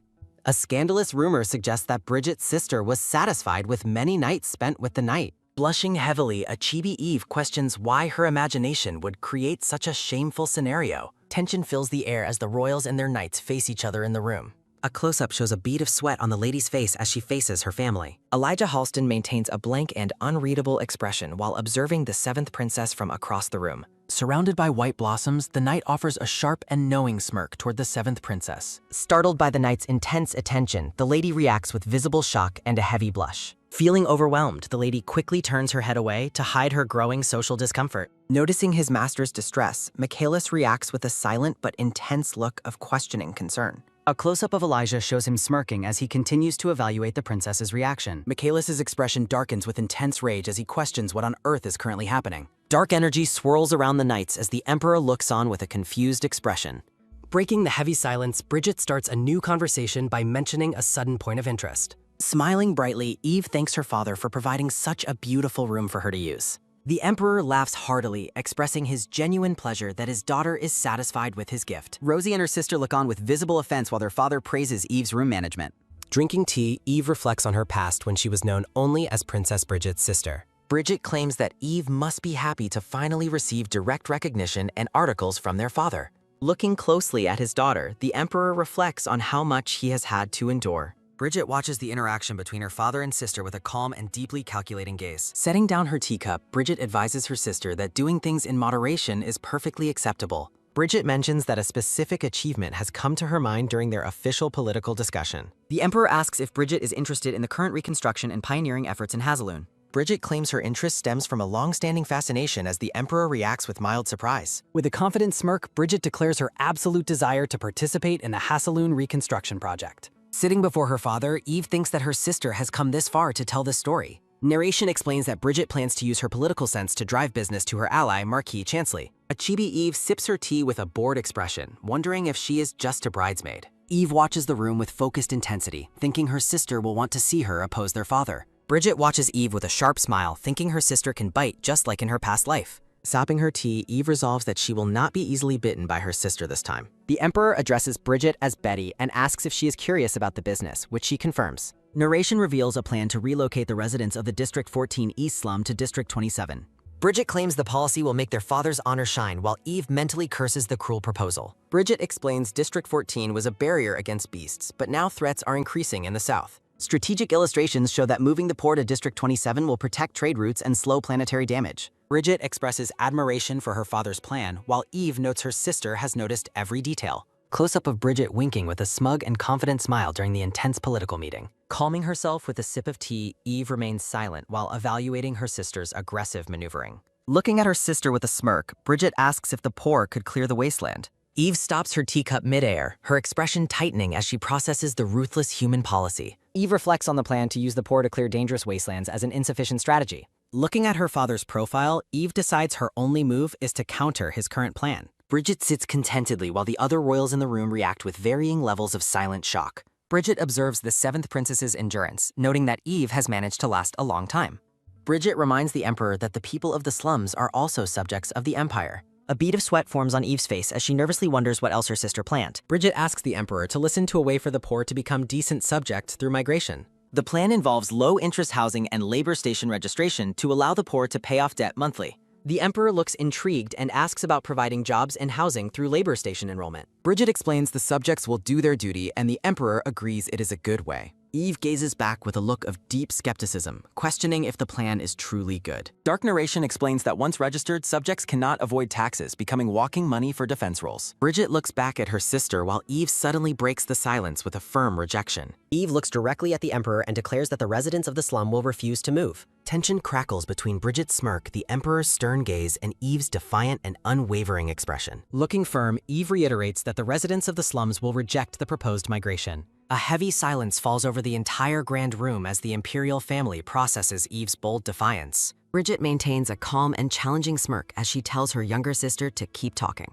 Eve stares back with a blank expression, preparing her next counter-argument against her sister's scheme. Eve asks why the subjects would obediently accept playing the role of a barricade in the south. The Emperor listens with a dark and serious expression as Bridget continues to watch her sister's performance. Eve warns that the situation will worsen if the Imperial Guards are sent to force the migration. Images of poor subjects being herded and imprisoned reflect the grim reality of forced imperial relocation. Eve concludes her warning by stating that her father's standing will drop uncontrollably if he proceeds. The teacup sits alone on the table during the oppressive and quiet aftermath of Eve's speech. The Emperor sits with his arms crossed, his expression showing a mixture of thought and deep irritation. Eve sits with her hands clasped tightly, her expression showing her internal focus and royal determination. A memory shows the Emperor looking exhausted and stressed while managing the heavy burdens of the throne. Eve lowers her gaze, reflecting that the current situation is different from her previous life. The Emperor turns toward his daughter and asks exactly what she thinks they should do instead. Bridget smirks and asks if Eve is suggesting that the best move is doing no reclamation at all. Bridget thinks her sister is trapped while Eve sits in silence before the gathering of royals. A single speech bubble containing a flat rejection rings out across the dark and silent room. Close-up of Bridget sipping her tea, her gaze shifting as the conversation takes an unexpected turn. Facing her father, Eve confidently proposes an alternative to the controversial imperial migration plan. Above the town, Eve emphasizes that the safety of the residents is the most important thing. Eve suggests securing military strength even without building combat facilities or appointing specific troops. Eve proposes arranging Imperial Guard housing at the outskirts of the developing district. The Emperor and Bridget stare at Eve in total shock following her bold suggestion. Eve explains that 10% of the Imperial Guards could stay as an off-duty regime. The Emperor strokes his beard, finding the method proposed by Eve to be quite interesting. The Emperor smiles, admitting the plan doesn't seem bad after listening to her reasoning. The Emperor points out the palace was already building houses for Bridget's plan anyway. The Emperor praises Eve for her excellence while she responds with humble modesty. Bridget's expression turns cold and shadowed as she watches her sister's sudden success. Looking surprised, Bridget remarks how unexpected Eve's performance is during this tense political meeting. Bridget questions building private houses for knights in a place like the slums. Eve realizes her sister is attempting to sound her out for hidden motives again. Eve asks if honor is more important than the basic dignity of the homunculi. A caricature shows the Emperor looking incredibly pleased and happy with the political discussion. Bridget notes that her younger sister has turned into quite a princess lately. Eve thanks her sister while privately noting Bridget's obsession with honor is useful. Illustrations depict the fundamental needs of food, clothing, and shelter for all living people. Narrative text confirms that this new plan grants the homunculi their essential basic rights. Bridget clenches her hands in silent fury while Michaelis watches from the background. The Emperor expresses his intention to listen to many opinions on his current business. Eve politely agrees to her father's request while maintaining her elegant royal composure. Eve politely sees her father and sisters off as they depart from her room. Once the room is empty, Eve flops onto her sofa in complete physical exhaustion. Michaelis notes she earned basic rights while Eve calls out his name from the couch. Smiling warmly, Eve tells Michaelis that he understood her intentions perfectly, as always. In chibi form, Eve asks Michaelis about the reactions of the other personal knights. Michaelis reports that one of the knights didn't seem to watch it. Michaelis notes 2 knights seemed resigned while the last one offered a smile. Eve wonders who would smile at the news while looking at her personal knight. The narrative confirms that the smiling knight is the third princess's personal protector, Elijah. Eve reflects that Sir Hallstein is an unusual and somewhat suspicious homunculus knight. A maid informs the princess that Sir Hallstein has returned for a specific reason. The maid explains the knight is searching for a ribbon dropped by the third princess. Eve tells the maid to let him in, deciding to overlook his social crudeness. Surrounded by flowers, Elijah Hallstein offers a charming greeting to the 7th princess. Eve tells the knight to check for the ribbon and leave her presence quickly. Elijah asks for an open mind as he searches to prevent any further suspicion. Smirking, Elijah admits he likely saw incorrectly and decides to end his superficial search. Elijah asks Her Highness to forgive his rudeness as he prepares to depart.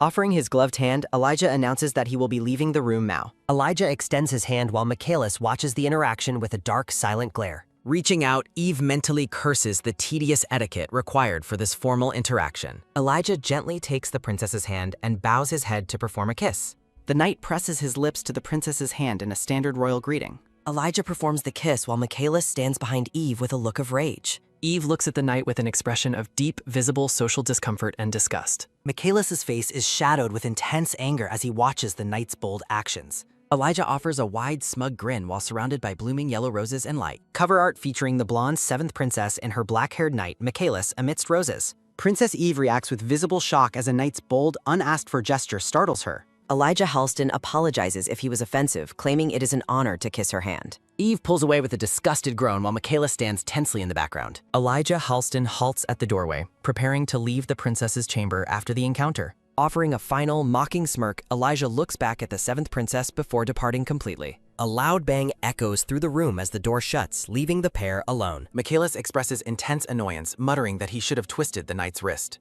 Eve wipes her hand, noting that one cannot mess with Bridget's direct personal knight.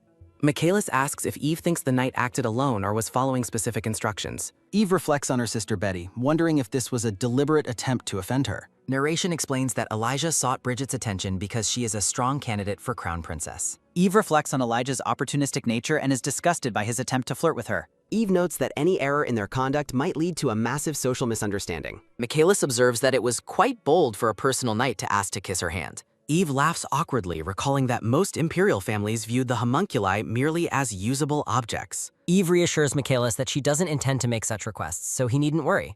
Michaelis smiles and asks if she is the one applying for a special request from him. Eve notes that Michaelis will receive many applications as long as he is her knight.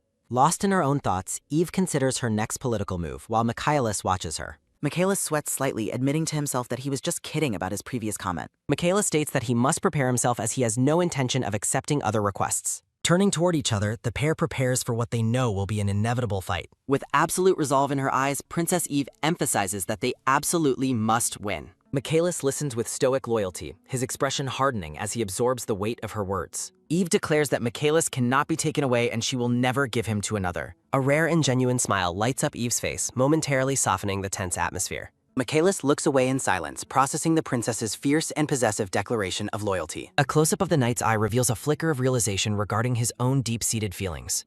A soft breeze flows through the open window, marking a transition in the day's events. Michaelis reflects on his status, feeling genuinely glad that he was imprinted by the 7th princess. Following their community service, townspeople wave a fond goodbye to the princess and her met. Eve notes that Alvin Redman was right to advise her to wear comfortable clothes for labor. Smiling at her knight, Eve remarks that she didn't expect Michaelis to handle children so well. Eve's feet hesitate on the road as she considers taking a detour through the city streets. Eve tells Michaelis she's been thinking and feels it would be a shame to return now. Gazing at the lively city, Eve suggests they look around since a festival is being held. The scene shifts to a bustling market area filled with vendors selling fresh fruit and goods. Michaelis reacts with a visible blush, clearly caught off guard by the princess's casual suggestion. In a humorous chibi panel, Michaelis agrees to the detour if it is what the princess wishes. Footsteps echo as the two move further into the city, away from their official royal duties. Eve asks Michaelis if he intends to keep calling her princess even while on the street. Michaelis reacts with a blank and flustered expression to the princess's unexpected social request. Michaelis asks what he should call her instead if he is to avoid her official title.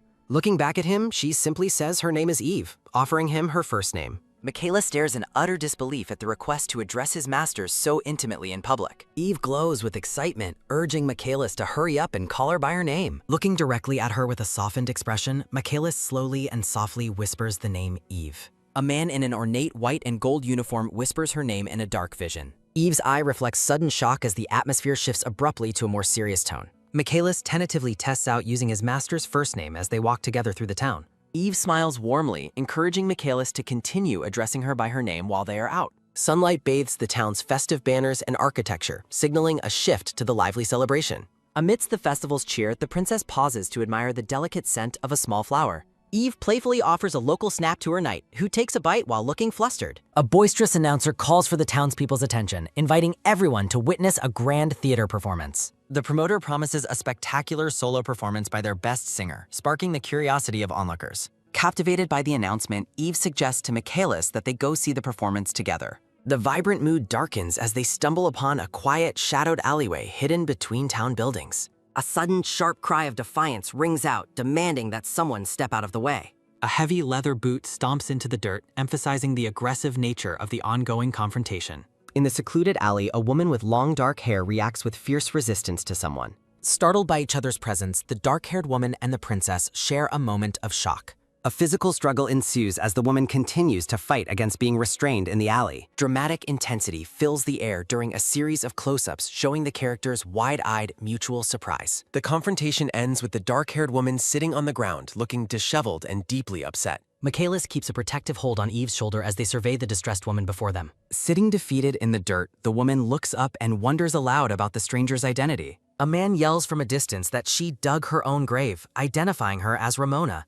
A radiant vision appears of Ramona as a famous, celebrated singer beloved throughout the imperial capital. Eve realizes she recognizes the woman from her future memories of a legendary recording golem. Recognizing the singer in her unknown past, Eve politely approaches the dejected woman to offer assistance. Ramona looks up with tear-filled eyes, her expression reflecting a painful mix of misery and shock. The singer abruptly stands up, declaring the situation to be impossible despite the princess's kind approach. The scene shifts to the theater stage where a replacement singer performs for a gathered crowd. Ramona looks on from the shadows, bitterly stating that the stage was rightfully supposed to be hers. Crushing disappointment causes the talented singer to slump forward, her spirit momentarily broken by the loss. Ramona explodes in a fit of rage, loudly cursing the theater company for their unfair treatment. Eve asks if something is wrong while Ramona continues to sob uncontrollably over her professional ruin. With a kind and supportive smile, the princess reaches out and offers Ramona a clean handkerchief. Ramona stares at the offered cloth, her sniffles slowing as she processes the stranger's sudden kindness. The singer accepts the handkerchief and loudly blows her nose, beginning to vent her pent-up emotions. Standing amidst a floral background, the woman finally introduces herself to the princess as Ramona Lund. Ramona explains she was removed from the stage because she rejected the company head's corrupt son. Sobbing about the unfairness, Ramona hugs Eve tightly while explaining she was replaced for refusing romance. The princess remains frozen in surprise, clearly flustered by the singer's sudden display of physical affection. Michaelis finds the action impertinent, but Eve gently stops him from intervening in the woman's grief. Eve reflects on the hidden struggles Ramona must have faced before becoming a renowned imperial legend. The princess offers comfort by patting Ramona's back as the singer continues to cry into her shoulder. Ramona pulls away, using the princess's handkerchief to wipe away the last of her bitter tears. Eve asks if she has calmed down a little, and the singer softly confirms she is better. Ramona declares that according to her people's pride, she must find a way to repay the help. Eve considers her predicament, realizing she must keep her true royal identity a secret for now. Ramona looks down with a heavy heart, mentioning that there is a more pressing concern at hand. Noticing the singer's lingering distress, Eve insists that it seems like Ramona still needs more help. Ramona tells her not to worry, claiming that such unfair situations happen often and she is fine. The princess looks directly at her and suggests that direct aid might be better than simple consolation. Ramona shakes her head, insisting that the problem is not something the princess can possibly help with. Eve offers a serene and confident smile, hinting that she possesses more power than she appears. A future vision depicts Ramona singing gloriously on stage, finally fulfilling her destiny under a sunset sky. Onlookers at the festival express shock and confusion upon seeing Ramona return to the theater stage. Michaelis asks the princess why she is going to such great lengths for someone she just met. Eve hands a heavy bag of gold to the company head, declaring that the royal family sponsors artists. Michaelis questions how Eve knew the singer was talented before hearing her, catching the princess off guard. Eve nervously claims her gut feeling is never wrong, while Michaelis remains skeptical of her sudden foresight. The announcer introduces Ramona Lund to the stage for a final performance as the crowd cheers wildly. Ramona looks out at the audience with a determined and focused expression during her grand return. Michaelis asks if they should return now, and Eve confirms they should leave the festival area together. A lingering gaze shows the singer's silent gratitude as the sun begins to set over the town. A sudden shout from behind causes Eve to stop and look back over her shoulder in surprise. Ramona rushes toward the pair, her red dress flowing as she seeks to speak with her benefactor. Turning around, the princess waits for the singer to approach as the evening light glows around them. Ramona looks at her with disbelief, asking for confirmation that Eve was truly the one who helped. Eve responds with a look of mild surprise as she faces the emotional woman she just assisted. Eve confirms her involvement while Ramona expresses total bewilderment at how the princess managed the feat. Shaking her head, Ramona decides the method is unimportant compared to the magnitude of the selfless deed. Ramona grabs Eve's hands and urgently demands to know the name of the woman who saved her. Pleading with intense emotion, Ramona insists she cannot let her savior go without knowing her true identity. Eve stares back at the singer in silence, momentarily unsure how to respond to the desperate request. A close-up of the princess's eye captures a moment of deep reflection in the warm sunset glow. Offering a radiant and kind smile, Eve finally reveals her name to the dazed and grateful singer. Stunned by the encounter, Ramona stands in a daze while repeating the name Eve under her breath. Michaelis interrupts to remind Eve they must leave, and the princess acknowledges their urgent departure. Eve bids a friendly farewell to Ramona, who bashfully promises they will meet again in the future.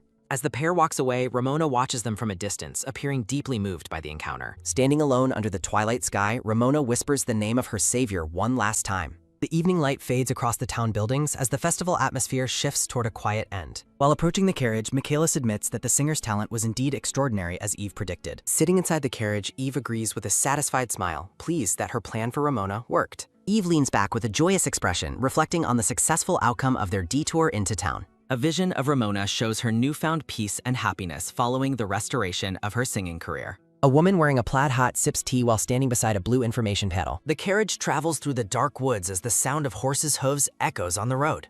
Looking into her reflection in the carriage window, Eve contemplates the social risks of her recent actions. A close-up shows hands carefully drafting a secret document using a feather quill and ink. Eve completes a secret agreement with the theater head, who promises to keep their dealings completely hidden. Narrating the political danger, text explains the risks of exposing a civilian's secret ties to the nobility. Michaelis watches the princess with a serious expression as they continue their journey back to the palace. Michaelis notes he was usually the only exception to royal rules until today's surprising events. Eve explains using Michaelis as a precedent made the current situation easier and she doesn't hate it. Michaelis brings up the concept of communication between social classes while the princess listens with curiosity. Turning the conversation to a personal matter, Michaelis asks the princess if she has any actual friends. A poignant memory depicts a young Eve playing alone, highlighting her past childhood isolation and loneliness. Returning to the present, Eve offers a quiet and somewhat hesitant confirmation to her personal night's question. Eve reflects on whether her connection with Ramona is genuine or driven by any underlying greed. Feeling flustered and embarrassed by the personal nature of the conversation, Eve hides her blushing face. Eve waves her hands dismissively, trying to move past the awkwardness of discussing her social life. Shifting the focus, Eve asks Michaelis if he ever had any friends of his own before. Michaelis stares back at her with a stoic and unreadable expression, considering his own past experiences. The knight begins to answer with a thoughtful murmur as he reflects on the princess's unexpected inquiry. Princess Eve tilts her head in mild confusion as she processes a puzzling piece of news. Michaelis enters a dark room as the door creaks open, marking the end of his day. The knight stands in the dim light, his expression unreadable and calm after his long duties. A silver-haired man lying in bed notes the knight's arrival, remarking that he is finally home. Recognizing his companion, the silver-haired man murmurs Michael's name as he looks up from the pillow. Michael notes it has been quite a long time since the other man returned before midnight.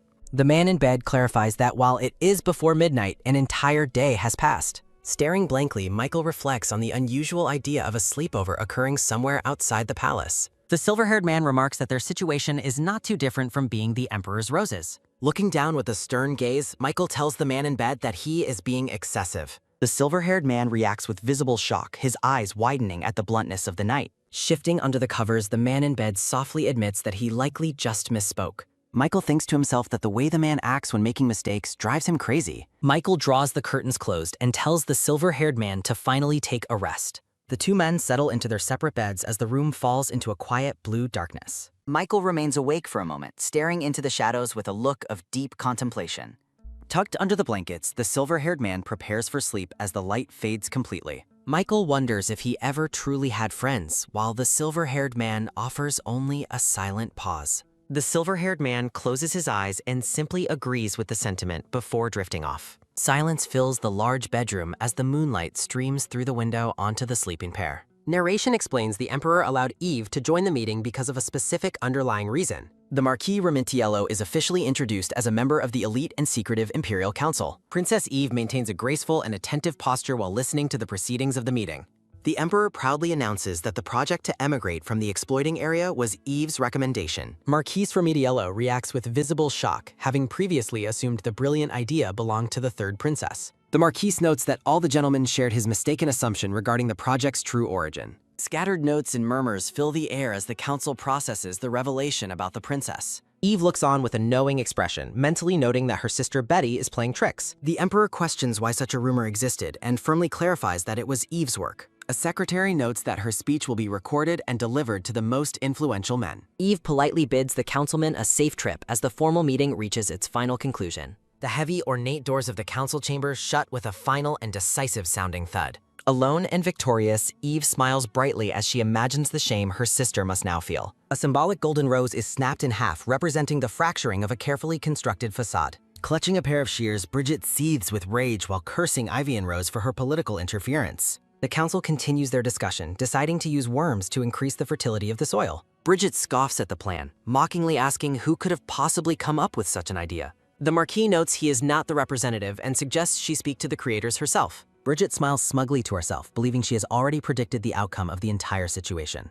A sharp close-up captures Bridget's eyes narrowing as a sudden realization begins to dawn on her. Bridget reacts with absolute shock upon being informed that all the ideas were actually the seventh princess's. The council members realize they were tricked into believing Bridget was the one who provided the contributions. Feeling a profound sense of humiliation, Bridget reflects that she has never experienced such deep shame.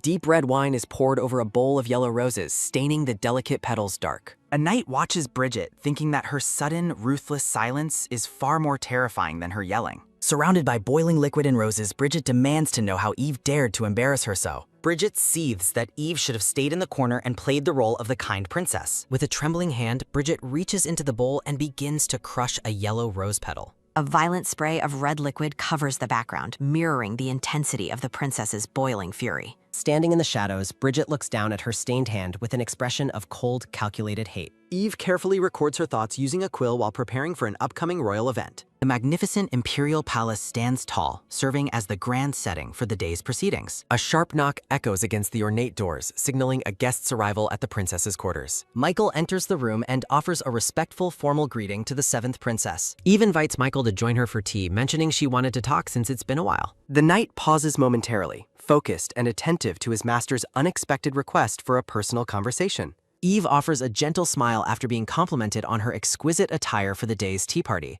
A maid mentions servants take pride in a beautiful master, while Eve invites Michael to sit. The maid presents a special herbal tea brewed from plants grown on the balcony's private garden. The group enjoys the high-quality tea, noting that it lives up to the princess's high standards. A silent exchange of looks occurs between the knight and the princess during the quiet tea service. Eve breaks the silence with a light-hearted laugh, her cheerful mood brightening the elegant room. Michael asks if there is an important palace party today since he was unaware of the schedule. The maid clarifies that the upcoming event is the princess's regular periodic tea party. While appearing to be a political gathering, the princess's tea party often hides their true intentions. The gathering serves as an unofficial venue where the royal sisters exchange private and esoteric interests. The princesses frequently spend their time critiquing and reviewing the performance of their various bodyguard knights. Traditionally, it is a tacit rule for princesses not to bring their knights to these gatherings. Eve sips her tea while reflecting on how the princesses often discuss scandalous topics during meetings. Thinking about the rowdy and overwhelming nature of her sister's conversations makes the princess feel exhausted. Alvin apologizes for his oversight and failing to report the day's schedule to the head knight. Michael stares at the princess while she awkwardly drinks her tea, feeling the weight of the silence. Eve instructs Michael to return to his duties once he finishes his tea, attempting to change subjects. Soft light illuminates Michael's face as he processes the princess's command with his usual stoicism. Looking directly at her, Michael reassures Eve that she can call for him at any time. Walking through the hallway, Eve wonders why she feels an unusual sense of seriousness and unease today. Eve worries that Betty will be furious about the plan to relocate the poor and seek revenge. Turning to her servants, Eve confirms that the secret task she previously assigned is still being handled. Alvin pledges his absolute loyalty, promising to inform her immediately if any trouble befalls her personal knight. Eve urges them to remain extra vigilant today while the servant promises to follow her orders. Alvin departs to carry out his instructions, leaving the princess to prepare for the social gauntlet. Nervousness flickers in Eve's eyes as she hopes the day proceeds without any major unexpected incidents. Standing before the grand entrance, the princess decides it is finally time to enter the gathering. Sharp flashes of clashing steel signal that training has commenced within the Imperial Knights arena. Michael stands in the center of the training grounds, observing the other knights with a critical eye. A red-haired knight prepares for a strike while reflecting on the variety of unique individual combat styles. Training continues with the warning that a knight must never lose focus on their surroundings during combat. Michael remains stoic as Sylvestian approaches him amidst the sounds of sparring knights in the background. Addressing the silver-haired knight by name, Michael prepares to engage in a conversation about their training. Sylvestian questions Michael's assumptions regarding his training habits, sparking a deeper discussion about their combat roles. Michael notes that homunculi are often perceived as being unable to cooperate effectively with one another. The traditional practice of training bodyguard knights one-on-one proves to be a surprising and inefficient method. Michael points out the concerning decline in magic crystal mining to Sylvestian, noting its impact on resources. Legend states magic crystals only appear after the destructive process of slaying the massive demon dragon. Sylvestian listens as Michael explains that even the palace guard knights were forced into the recent conflict. Michael reflects on the heavy casualties among homunculi during previous battles against the formidable demon dragon. Sylvestian remains silent, his unreadable expression suggesting he is deeply considering the weight of Michael's words. Sensing a shift in the atmosphere, Sylvestian asks what is bothering Michael about their current situation. Michael stares forward, his eyes reflecting a growing sense of duty and internal conflict. Darkness shadows Michael's features as he contemplates the heavy price of loyalty in the coming struggles. The silver-haired knight bids Michaelis a brief and casual farewell as their daily training session concludes. Michaelis stands alone in the middle of the courtyard, his expression unreadable and stoic as usual. Two armored knights approach Michaelis from behind while walking across the sunlit training grounds of the palace. The blue-haired knight offers an informal and casual greeting to catch the attention of the head knight. Michaelis turns around with a look of mild confusion as he recognizes the identity of the newcomers. The blue-haired man refuses to provide any details and commands Michaelis to follow him without saying anything. A close-up of the knight's stern and focused gaze underscores the serious nature of the mysterious summons. Michaelis wonders if the involvement of royalty is the reason behind this sudden and forceful request for attendance. Surrounded by the two silent messengers, Michaelis closes his eyes and chooses to cooperate with the escort. Sunlight flickers through the overhead trees, casting long and dappled shadows on the stone pathway they travel. The path leads into a dense and isolated forest, far removed from the primary activities of the palace. Narration explains that someone specifically chose the time of the princess's tea party to trap the knight. Meanwhile, Eve enjoys a lavish tea session with her sisters, completely unaware of her knight's current situation. Michaelis observes that the density of the windproof forest makes it impossible to detect any nearby surveillance golems. Michaelis laments the total absence of sound in the woods while blaming his own negligence for this trap. Stylized silhouettes depict the noble figures and their knights, representing the complex power struggles within the imperial court. Michaelis contemplates that perhaps confronting this direct challenge is better than continuing to avoid his royal enemies. Eve sips her tea while reflecting on the necessity of showing her anger to protect her loyal subordinates. A shadowy side profile of Michaelis captures his internal focus as he prepares for the coming royal confrontation. Princess Stephanie and Prince Derek wait in a forest clearing, flanked by their own personal bodyguard knights. The sixth princess, Stephanie Hadalamide, is officially introduced as she prepares to confront the seventh princess's knight. Prince Derek offers a calm smile while advising his visibly irritated sister to maintain her composure for now. Derek remarks that the third princess will be the future crown princess and should be treated accordingly well. Michaelis deduces that the royalty are seeking revenge due to their resentment over the recent slum migration policy. The knights report their success, prompting Stephanie to dismiss them so she can speak with Michaelis alone.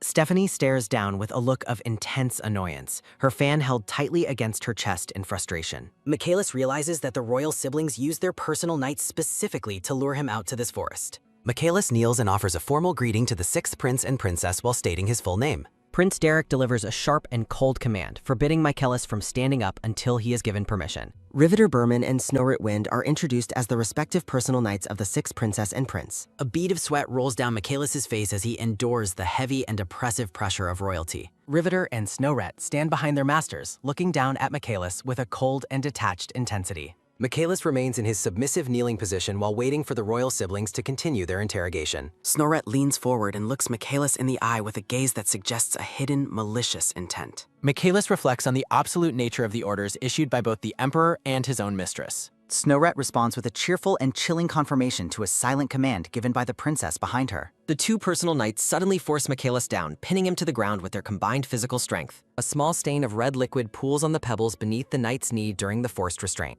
Stephanie watches the display of physical dominance with a calm, analytical, and completely remorseless expression of golden eyes. Stephanie extends her closed fan toward Michaelis' throat, physically threatening him while he is pinned to the floor. The princess asks Michaelis if he has any understanding of why he was summoned to this isolated location. Michaelis responds with a curt denial, maintaining his stoicism even with the princess's fan pressed against his neck. The scene shifts back to the palace where rumors about Eve's difficulty training her own knight are spreading. Whispers regarding the seventh princess's lack of control over her subordinate echo through the corridors of the palace. Stephanie hides her smile behind her fan while pondering the rumor she intends to use against her sister. Michaelis vows to correct his behavior immediately, attempting to defuse the situation and protect Eve's political reputation. A tight close-up focuses on the princess's dress, highlighting the tense and silent atmosphere of the forest meeting. Stephanie offers a wide and menacing grin as she realizes she has found a weakness in Michaelis' resolve. The princess points out that Michaelis has served Eve for a month without spending a single night together. Stephanie asks Michaelis if such a distant relationship between a mistress and her knight is considered morally wrong.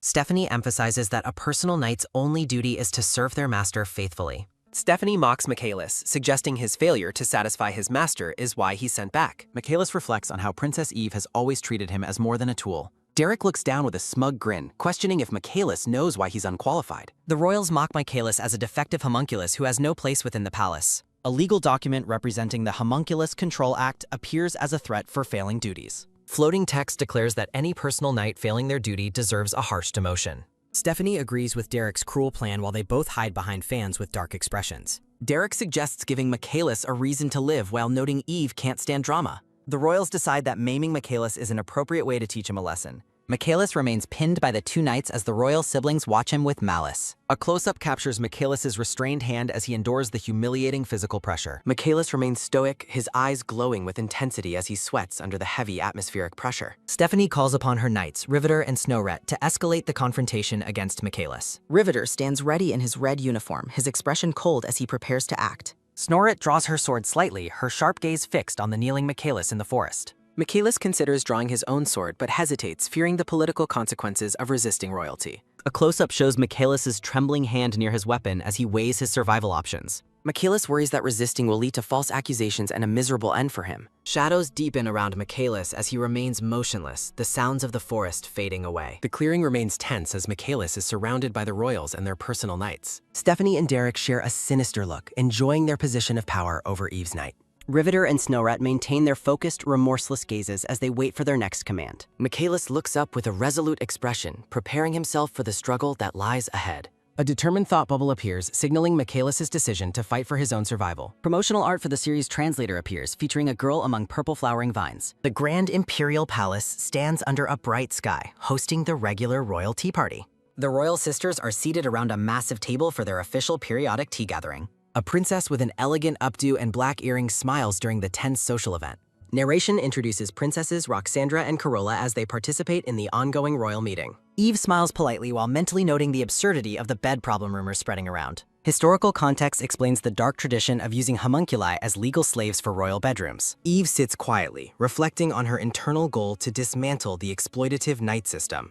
Princess Hesia questions if Eve's knight is problematic, but Eve firmly denies any such issues. Princess Azelle sips her tea while labeling Eve's treatment of her knight as an experiment. Azelle warns Eve that her unusual methods might cause chaos within the palace's social structure. Isel suggests that if Eve is already satisfied, the knight's presence at night is unnecessary.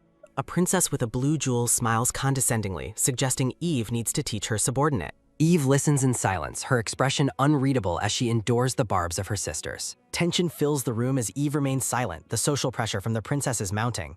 A princess continues her mocking commentary with a sharp, remorseless smile directed at the 7th princess. Eve grips her teacup as her sibling dismisses her previous insults as a mere joke. Eve thanks her sisters for their concern, but asserts she will handle her own knight. Eve states that Agnito has remained within his professional scope, ending the discussion on discipline. The princesses sit in a momentary silence as Eve firmly sets her boundaries at the table. 2 sisters remark on how unusual it is for Betty's name to be mentioned today. A princess gracefully shifts the conversation toward the topic of increasing magic stone mining efforts. Eve's expression shifts to one of confusion and suspicion as the new topic is introduced.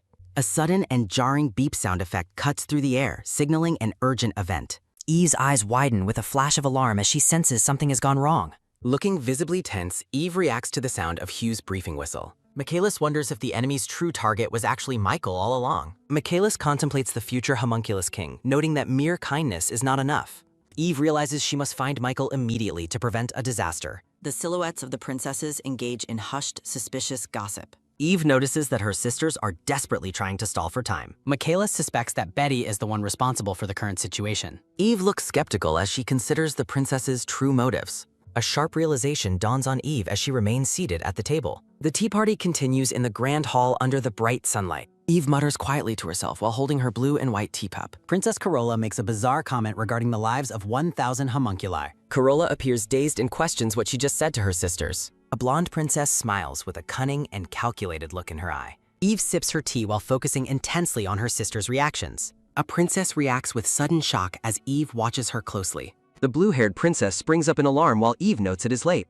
A princess collapses onto the table, prompting Eve to call out in concern. The sisters react in shock as their companion suddenly slumps over. Eve stands up quickly and turns her attention toward the exit. Eve declares that the tea party should end immediately following the collapse. The remaining princesses watch Eve with a mix of confusion and suspicion. Eve politely excuses herself, claiming she has urgent business to attend to. Eve rushes out of the room while her sister remains unconscious. Princess Hesia points out that Eve is heading in the wrong direction. Eve grips the balcony railing firmly as she prepares to take a shortcut. Eve leaps from the high balcony to save valuable time. Eve runs toward her knight, mentally urging Michael to wait for her. Michaelis waits as Eve frantically hopes to reach him in time. The grand imperial palace stands tall against a clear blue sky.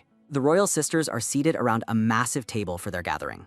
Eve prepares herself for the social gauntlet of the periodic tea party. Roxandra Hadelamid asks Eve if she has enjoyed the knight's night service. Corolla Hadelamid says they stepped up because Eve doesn't use her knight properly. Eve laughs awkwardly, surprised that her sisters are discussing bedroom affairs outright. The royal sisters share a laugh over their scandalous and mocking gossip.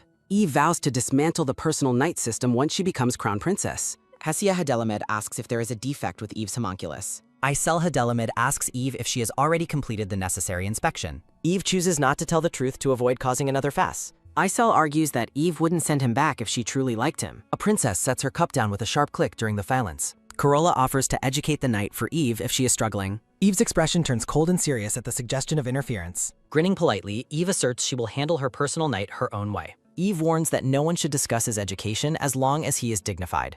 The princesses agree to change the subject after hearing Eve's firm response. A loud beep rings out, signaling a sudden and urgent event. Eve realizes that her sisters are trying hard to stall for time. Eve's eyes narrow as she realizes she is walking into a trap. Stephanie expresses her absolute certainty that Betty is the one responsible for the current situation. Chibi Eve rests her chin in her hand while deep in thought about her sisters. Eve observes her sisters and concludes that her 2 eldest siblings are likely not accomplices. The sixth princess continues to lead the conversation while casually gesturing during the tea gathering. Two other royal sisters participate in the social event with lighthearted smiles and elegant postures. Eve sips her tea silently while focusing intensely on her own internal plans and suspicions. A princess speaks about homunculus lives being expendable while her companion expresses a confused hesitation. The blonde princess feels a sudden moment of disorientation and questions where she was mid-sentence. Eve maintains a steady gaze while drinking her tea, carefully observing her sister's strange behavior. Stephanie springs from her seat in alarm as Eve notes that their realization is late. A princess suddenly collapses face down onto the tea table, prompting a cry of shock from Hesia. Hesia looks down at her unconscious sister with a gaze filled with confusion and concern. The tea party descends into total chaos as multiple princesses simultaneously slump over their seats. Eve stands up from her chair with a focused and cold expression, ignoring the fainting. Eve announces that it is best for the routine tea gathering to reach an end. Hesia points out that Eve is heading in the opposite direction of the main doors. Eve leaps from the high balcony railing to reach her destination with the utmost speed. After landing, Eve justifies her shortcut by stating she is in far too much hurry. Michaelis stares forward with an intense and stoic gaze as he faces his impending trial. A mental plea from Eve urges Michaelis to wait for her as she rushes through. Michaelis tightens his grip on his sword hilt while feeling the mounting pressure of combat. The enemy knights close in on Michaelis as their footsteps signal an immediate and dangerous confrontation. Blood stains the knight's uniform while a voice commands him to obey the orders given. A close-up captures a sinister smile that reflects the malicious intent behind the forest trap. Eve questions the shocked royal siblings while they react with visible alarm to her sudden move. Eve offers a gentle and relieved smile, signaling a momentary victory in her ongoing struggle. A lone crow flies over the tall trees of the forest where the secret meeting occurs. Michaelis remains surrounded by the personal knights of the sixth princess and prince in the clearing. Michaelis looks away with a troubled and resigned expression, accepting the heavy weight of his fate. Michaelis curses his inability to draw his weapon while admitting he desperately misses his princess. Riveter reluctantly suggests that losing an arm is a better alternative than a much worse fate. Michaelis swallows hard as his eyes reflect the immense and oppressive pressure of the royal presence. Narration describes the tragic fate of being sacrificed or dragged to work in magic mines. Michaelis clenches his sword hilt while weighing the dangerous option of escaping through violent resistance. A blood-spattered guillotine visualizes the painful execution that follows any act of defiance against royalty. Despite the horrible choices, Michaelis decides that fighting back allows him to release his internal anger.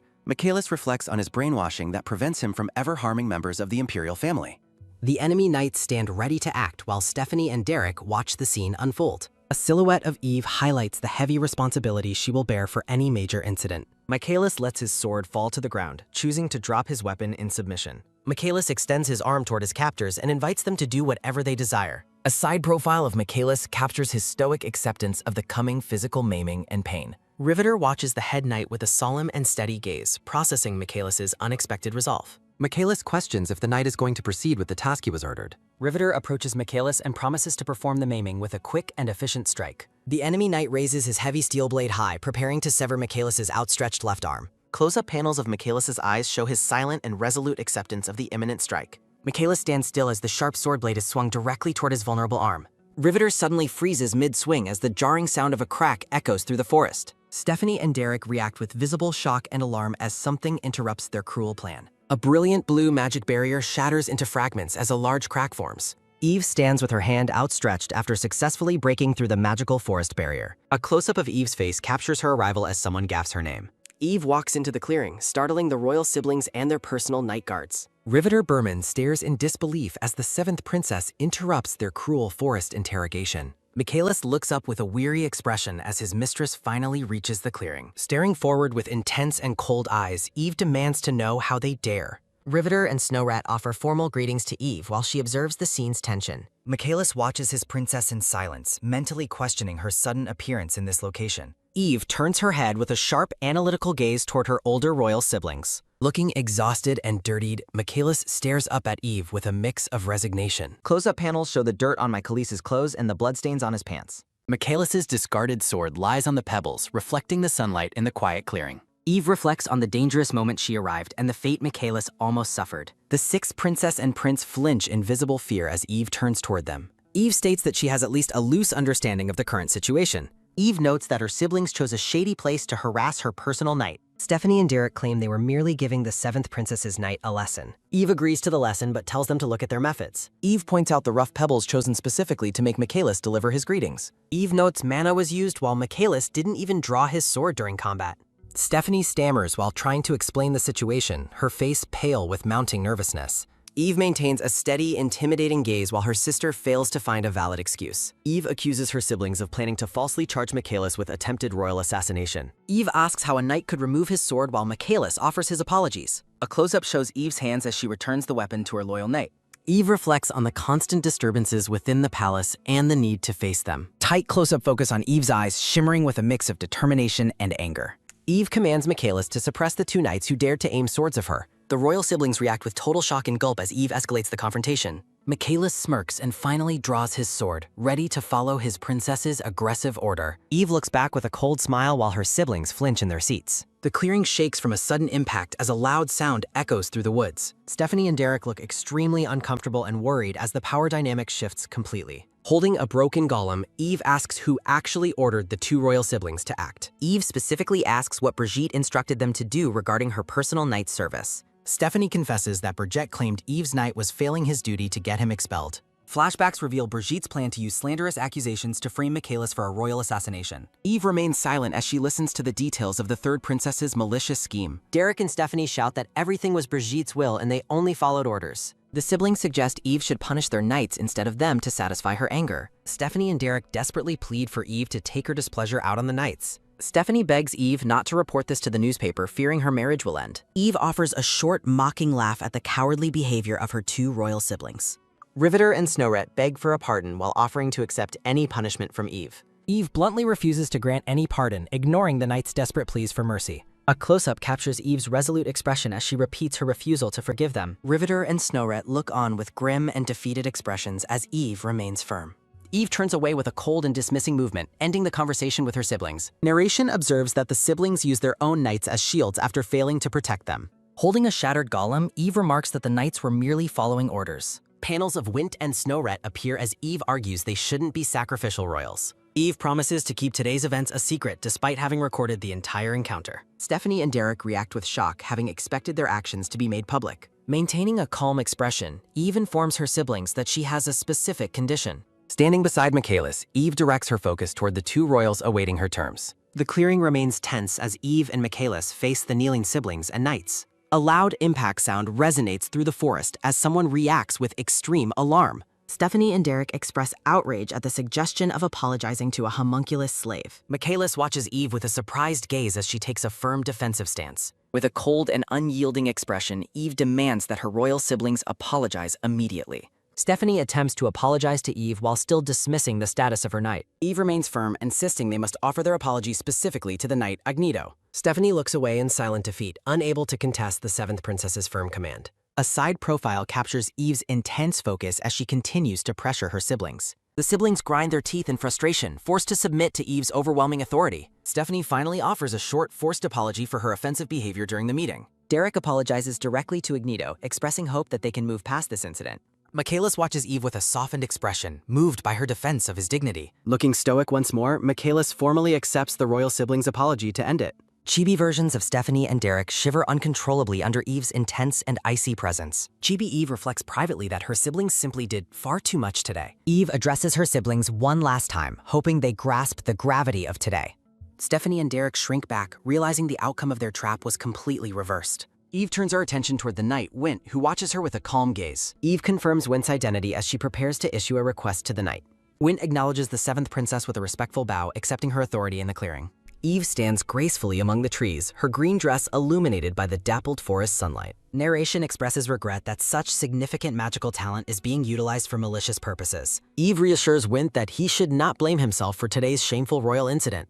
A rare and genuine smile crosses Eve's face, signaling an end to her cold fury. Eve commands Wint to open the magical boundary so they may depart the forest. Magical energy swirls around the clearing as Wint begins to dismantle the forest's barrier. Eve glances back at Michaelis, signaling for him to follow her as they leave. Looking back with a gentle expression, Eve tells Agneto that it is time to return. Michaelis responds with steady loyalty, acknowledging his mistress as they prepare to exit together. The defeated royal siblings remain behind, looking small and pathetic after their ultimate failure. Stephanie and Derek tremble with rage, swearing to reclaim their dignity at any cost. A sudden mess lands squarely on Derek's face, interrupting his silent vow of revenge. A bird flies away while Derek screams about the bird droppings hitting his eyes. Eve and Michaelis walk together through the forest as the sun shines through the canopy. Close-up panels show Eve in deep thought while Michaelis follows silently behind his princess. Michaelis suddenly stops moving as Eve halts her progress and turns toward him directly. The camera looks at Eve from behind Michaelis as she prepares to speak to him. Eve questions why Michaelis chose to drop his sword when she first arrived. Michaelis explains that by discarding his weapon, he ensured she could escape alone. Shock registers on Eve's face as she processes the depth of her knight's selflessness. Michaelis remains perfectly still, his eyes fixed on Eve as he waits for her reaction. Michaelis asserts that his decision was the best way to handle the dangerous situation. Eve looks down in quiet contemplation while absorbing the weight of her knight's devotion. Eve questions if his choice is best while stating she wants his honest opinion. Michaelis looks away, noting that the princess is already well aware of the truth. Michaelis calls Eve a person of justice while she acknowledges the many palace enemies. Michaelis expresses his desire not to become a hindrance to her future as queen. Eve tells the knight to accept praise and questions the true nature of loyalty. Turning toward him, Eve reminds Michaelis of the previous instructions she gave him.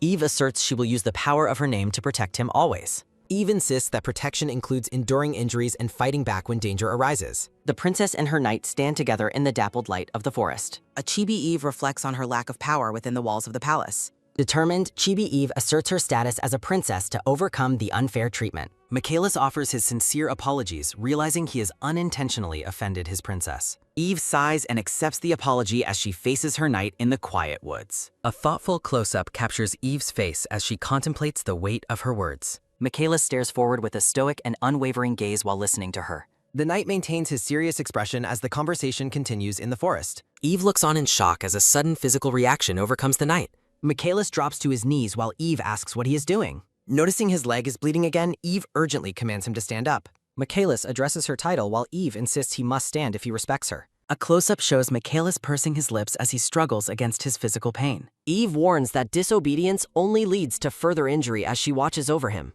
Admitting her defeat in the argument, Eve asks what her knight wishes to say. Michaelis asserts that his actions are not born from a lack of trust in her. The knight explains his sincerity while Eve watches him closely from a short distance. Eve acknowledges his enthusiasm, but calls her own worry about his abilities arrogant. A focused close-up captures Eve's eye as she processes the depth of his devotion. Looking at her knight's silhouette, Eve internally questions if this is the real Michael. Eve finally offers her forgiveness while looking at him with a soft expression. A close-up focus settles on Michaelis' mouth as he begins to speak. Michaelis expresses his gratitude to the 7th princess for coming to find him. Eve looks at her knight with a gaze full of empathy and growing affection. Michaelis attributes his life to her protection as they stand among the green trees. The knight reaffirms that he is simply keeping his promise to protect her. Michaelis offers a small smile and decides he must trust her. Eve clenches her dress while wondering if Michael is truly an honest person. Eve vows to protect him until the day she finally takes the throne. Michaelis looks up with loyalty, thinking of himself as her personal sword. Eve thinks about dedicating her heart and body to her might. The scene transitions with the sound of leaves rustling in the quiet forest. Eve smiles warmly, thinking that her feelings for him are obvious. Michaelis reflects on how the traitor from his previous life chose him now. Michaelis wonders if he is doing well after being chosen by her. Eve reacts with surprise when he addresses her title and calls out to her. A close-up shows the knight reaching for his mistress's hand. Michaelis kneels and takes Eve's hand with deep respect and reverence. Michaelis leans down to press a soft kiss against her hand. Looking up, Michaelis gazes at Eve with a devoted and calm expression. Michaelis addresses Eve as his princess with a soft and gentle smile. Eve looks down at her knight with an expression of deep, quiet affection. Eve offers a warm and gentle smile, finally finding a moment of peace after the chaos. In a grand room, Eve sits with her loyal maids and Adela to discuss current matters. Adela mentions the persistent rumors about the 7th princess working during the late hours of night. Adela takes responsibility for failing to monitor the malicious rumors circulating within the imperial palace. Eve tells Adela that no apology is necessary, though they must eventually confront the slander. Adela expresses deep regret for forcing the princess to listen to such horrible and insulting words. The group gathers around the table, united in their desire to protect Eve from further gossip. Adela suggests that Eve should relax and have dinner in her private bedroom this evening. Looking toward the knight, Adela asks if the princess would like to dine with Mr. Agnito. Michaelis stands tall and silent, listening to the unexpected suggestion for a private royal dinner. Eve reacts with genuine surprise as she processes the idea of dining alone with her knight. Adela clarifies her suggestion, wondering if Eve is comfortable having only Agnito join her for dinner. Michaelis kneels while questioning the private arrangement, privately wondering if this is an unexpected side quest. The young servants react with exaggerated shock as they overhear the plan for a private dinner. Hesia excitedly concludes that Agnito wants to take a bath, much to the knight's visible confusion.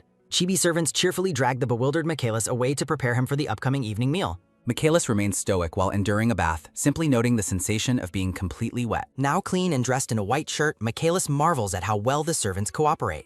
Touching his neck, Michaelis asserts his composure by telling himself that he is not actually angry. Adela opens the grand doors and informs Michaelis that everything is prepared for his private dinner. Michaelis stares forward with a resolute gaze as he prepares to meet with the 7th princess. The knight walks through the palace corridors toward the room where his mistress is currently waiting. A soft sound echoes as the large double doors are closed behind the departing personal knight. Michaelis focuses intensely on the coming meeting, his eyes reflecting a mix of duty and devotion. Eve stands by the window in a simple white gown, her hand resting on a chair. Turning with a soft expression, Eve invites Michael inside to join her for the evening meal. The pair sits together at a lavishly set table while the sunset glows through the windows. Close-up views highlight the gourmet food and wine prepared for the princess and her loyal knight. Looking at the spread, Michaelis remarks to his princess that the prepared meal looks truly delicious. Eve smiles warmly and suggests that he should join her for dinner more often in the future. Michaelis accepts her invitation, stating he will join her as long as she desires his company. Maintaining her gentle demeanor, Eve encourages them to begin their meal in the quiet room. Chibi Eve giggles while Michaelis feels flustered, questioning the nature of his own internal thoughts. A sharp clacking sound interrupts the peaceful atmosphere as the conversation shifts towards serious royal matters. Eve reflects on her plan to eventually ensure that her royal siblings remain obedient to her.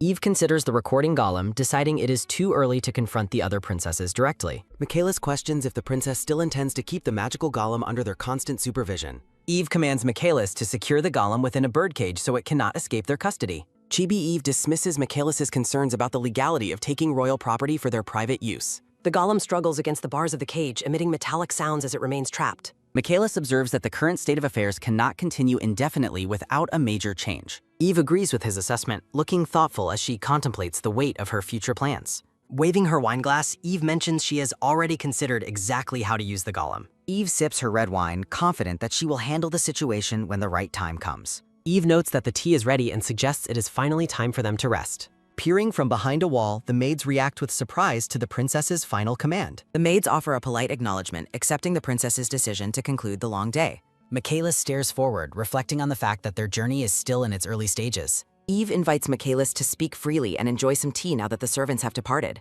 Pouring a fresh cup of tea, Eve brings the long and difficult day to a peaceful end. Eve closes her eyes with a serene expression, enjoying a rare moment of quiet peace. Michaelis stands before the princess, looking at her with a steady and devoted royal gaze. The surface of the tea ripples as the knight observes how clear the water is. Michaelis lowers his head with a small smile, savoring the calm atmosphere of the room. Looking up suddenly, the knight acknowledges the princess as she calls out to him directly. A soft clacking sound fills the silent room as the teacup is set on the table. Eve sits across from Michaelis, preparing to make a specific request for the evening ahead. The princess begins to speak, her profile illuminated as she addresses her loyal personal knight. Michaelis focuses on the princess, waiting to hear the details of her coming evening request. Eve offers a warm smile, her face glowing with a mix of kindness and determination. The princess asks Michaelis if he will sleep in her room tonight during their dinner. Silence settles over the dinner table as the knight processes the weight of her words. Michaelis reacts with total shock, questioning the meaning of the princess's surprising and direct invitation. The black-haired man looks away while addressing his mistress, visibly stunned by her unexpected suggestion. Michaelis recalls a past moment of the princess's care, considering the depth of her devotion.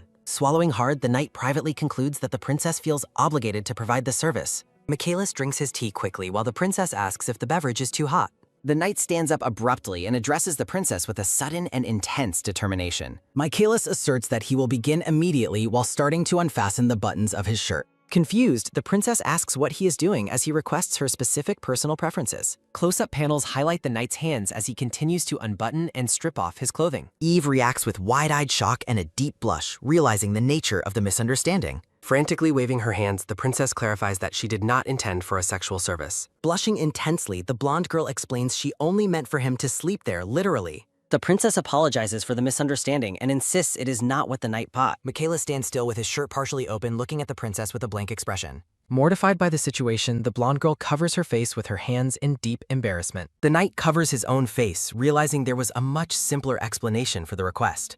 Side profile of the knight shows his ongoing embarrassment after misinterpreting the princess's innocent rest invitation. Eve looks at her knight with concern, wondering if his reaction is due to his mark. Reaching out, the princess prepares to touch the knight's head to check on his current state. A close-up shows the blonde girl's hand resting gently on the knight's forehead for examination. Shimmering light appears as the princess uses stabilizing magic to calm her knight's chaotic emotions. With a gentle smile, the blonde girl asks if her knight feels better after the magic. The knight offers a small smile and confirms he feels fine now, thanks to her. Eve pulls her hand back with a happy and relieved expression, ending the awkward moment. Chibi versions of the pair plan to pretend to be servers every Wednesday for cover. Eve instructs Michaelis to pretend to be tired tomorrow morning to deceive their assistant, Sedella. The knight nods in acknowledgement, accepting the princess's plan to maintain their secret palace alliance. Smiling warmly, the princess calls their new secret arrangement a happy collaboration for the future. The two shake hands firmly, sealing their pact to work together within the royal palace walls. A stack of newspapers and documents rest on a desk as a new day begins. Eve reads the newspaper, noting the successful opening of a new public bathroom in the city. Reports indicate the Lucier firm's new business venture is attracting a massive amount of public attention. Reviewing the files, the princess notes the success has already exceeded that of her past life.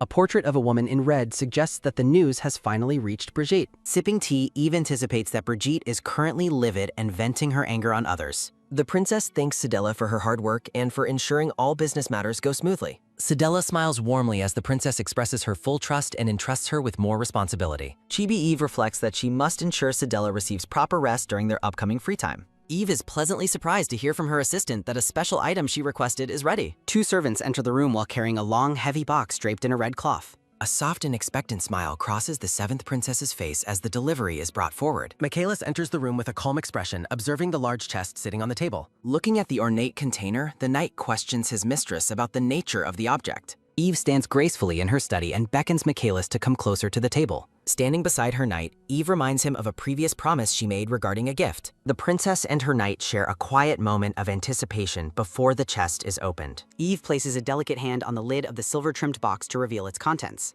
Michaelis watches with a focused gaze, waiting to see what the princess has prepared for him. Inside the chest, a magnificent black sword rests atop red silk and surrounded by white flowers. The blade shimmers with magical light, reflecting the high quality of the legendary craftsmanship. Michaelis reacts with visible astonishment as he looks at the powerful weapon intended for his use. A focused detail highlights the knight's formal uniform as the weight of the moment sinks in. Reaching out, the knight prepares to take hold of the sword with deep respect and care. Michaelis lifts the heavy blade, examining its balance while a look of genuine appreciation fills his eyes. Eve looks at her knight with a warm smile and asks for his opinion on the gift. Michaelis finds the blade nostalgic and vows to stain it only in the service of his princess. The knight mentions the approaching beast hunting festival, shifting the conversation toward their upcoming challenges. Narrative panels describe Calapagon, a remote island characterized by its rugged mountains and dense wild forests. The text explains that demonic beasts are contained within a magical barrier on the island for hunting. Explanations of the festival continue, noting that winners are chosen based on the number of monsters hunted. An elder lord stands tall, viewing the coming assembly as a significant political and alchemical event. Michaelis observes that the sword embodies her intentions, a sentiment Eve confirms with steady resolve. Eve requests that Michaelis follow her for a moment as she has a specific task to perform. Clutching the sword, the princess states they must relocate to the living room for the next step. The pair walks through the bright, airy room toward the large windows overlooking the palace grounds. Standing on the sunlit terrace, the princess and her knight face one another in private. A rare look of serene confidence settles on Eve's face as she begins a formal address. Eve holds the sword upright between them as Michaelis prepares to offer his formal submission. The seventh princess addresses her knight with a singular, commanding word to begin the ceremony. Michaelis drops to one knee in the sun-drenched garden, acknowledging his mistress's total authority. A close-up captures the knight's profile as he focuses entirely on the princess's coming decree. With a simple and respectful word, the knight confirms his readiness to serve her always. Michaelis looks up and solemnly vows to fight for the princess throughout his entire life. Eve formally declares that the knight is swearing an oath to become her personal horseman. The knight pledges both his body and his soul to her service until his final day. A warm and gentle smile spreads across Eve's face as she accepts his sincere royal oath. Eve reaches out and places her hand over his on the hilt of the black sword. The seventh princess formally acknowledges Michaelis Agneto as her knight among the blooming white lilies. A peaceful atmosphere lingers over the pair as the formalization of their bond is completed. Michaelis stares at the princess with a look of absolute devotion and renewed purpose. Standing together in the garden, Eve offers a supportive hand as her knight remains kneeling. The two hold the sword together, symbolizing their shared path and mutual trust within the palace. A focused look at Michaelis' face shows the deep intensity of his loyalty toward his princess. The black sword glows against a starry background, highlighting the magical strength of their alliance. Narrative text notes that training camp managers rarely witness such a profound and ceremonial moment. Eve looks back at Michaelis with kindness when he addresses her title in the quiet garden. Michaelis expresses a strong desire to repay the princess for the honor of the sword. Looking determined, the knight affirms his goal to prove his worth through his upcoming actions. Eve awaits a response, her expression remaining neutral as the conversation reaches a turning point. The princess clears her throat, preparing to deliver her specific instructions for the upcoming trial. Eve commands her knight to perform well enough to preserve her reputation without taking first place. Michaelis smiles confidently, promising to deliver a triumph that exceeds even her royal expectations for him. The knight offers a solemn promise to make his mistress proud through his future actions. A grand harbor and military encampment stand ready as the expedition reaches the rugged wilderness. Delicate boots step onto a formal platform, marking the official beginning of the hunting festival. The royal pair stands tall together, projecting an image of unified strength before the assembled nobles. Eve identifies their current location as Kalapagan Island, a place known for its extreme, untamed danger. Shadowy harpies circle the misty skies as Eve asks how her knight perceives the surrounding area. Overlooking the landscape, Eve explains that the island is entirely populated by various lethal magic beasts. Groups of high-ranking knights gather in the courtyard, their uniforms reflecting the gravity of the mission. Seated at elegant tables, the visiting nobles observe the proceedings while servants provide for their comfort. Eve maintains a focused and determined gaze, her mind fixed on the political stakes of the hunt. Legendary chronicles describe the island as the ancestral birthplace of the catastrophic creature known as Galamet. Addressing her knight by his title, Eve begins to prepare him for his departure into the wilds. Eve unsheaths a ceremonial blade, Michaelis watching closely as she prepares to bestow a final blessing. The ornate weapon shimmers with intense magical energy, decorated with a symbolic blue ribbon for protection. With a warm and hopeful smile, the princess bids her loyal knight a safe and peaceful journey. Michaelis offers a final, reverent kiss to her hand, sealing his commitment before heading into danger. Brigitte stands among the crowd of watching nobles, her presence adding to the tension of the scene. A focused close-up captures Brigitte's calculating expression as she monitors the interaction between Eve and her knight.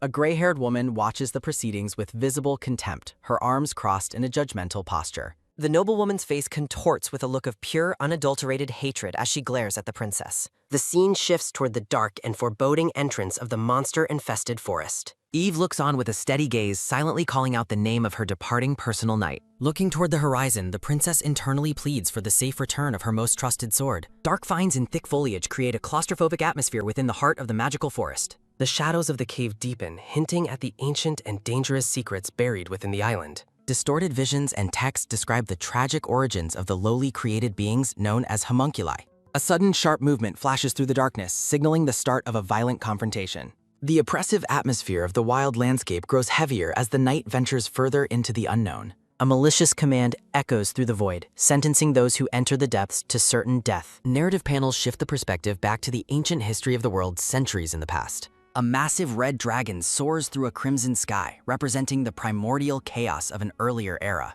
Fiery destruction rains down upon the mountains as multiple dragons wage a war that scars the land. Historical records explain that a demon dragon appeared to ravage the world when divinity withdrew its protection. The monstrous dragon roars against the bloody sky, marking the beginning of a long age of darkness.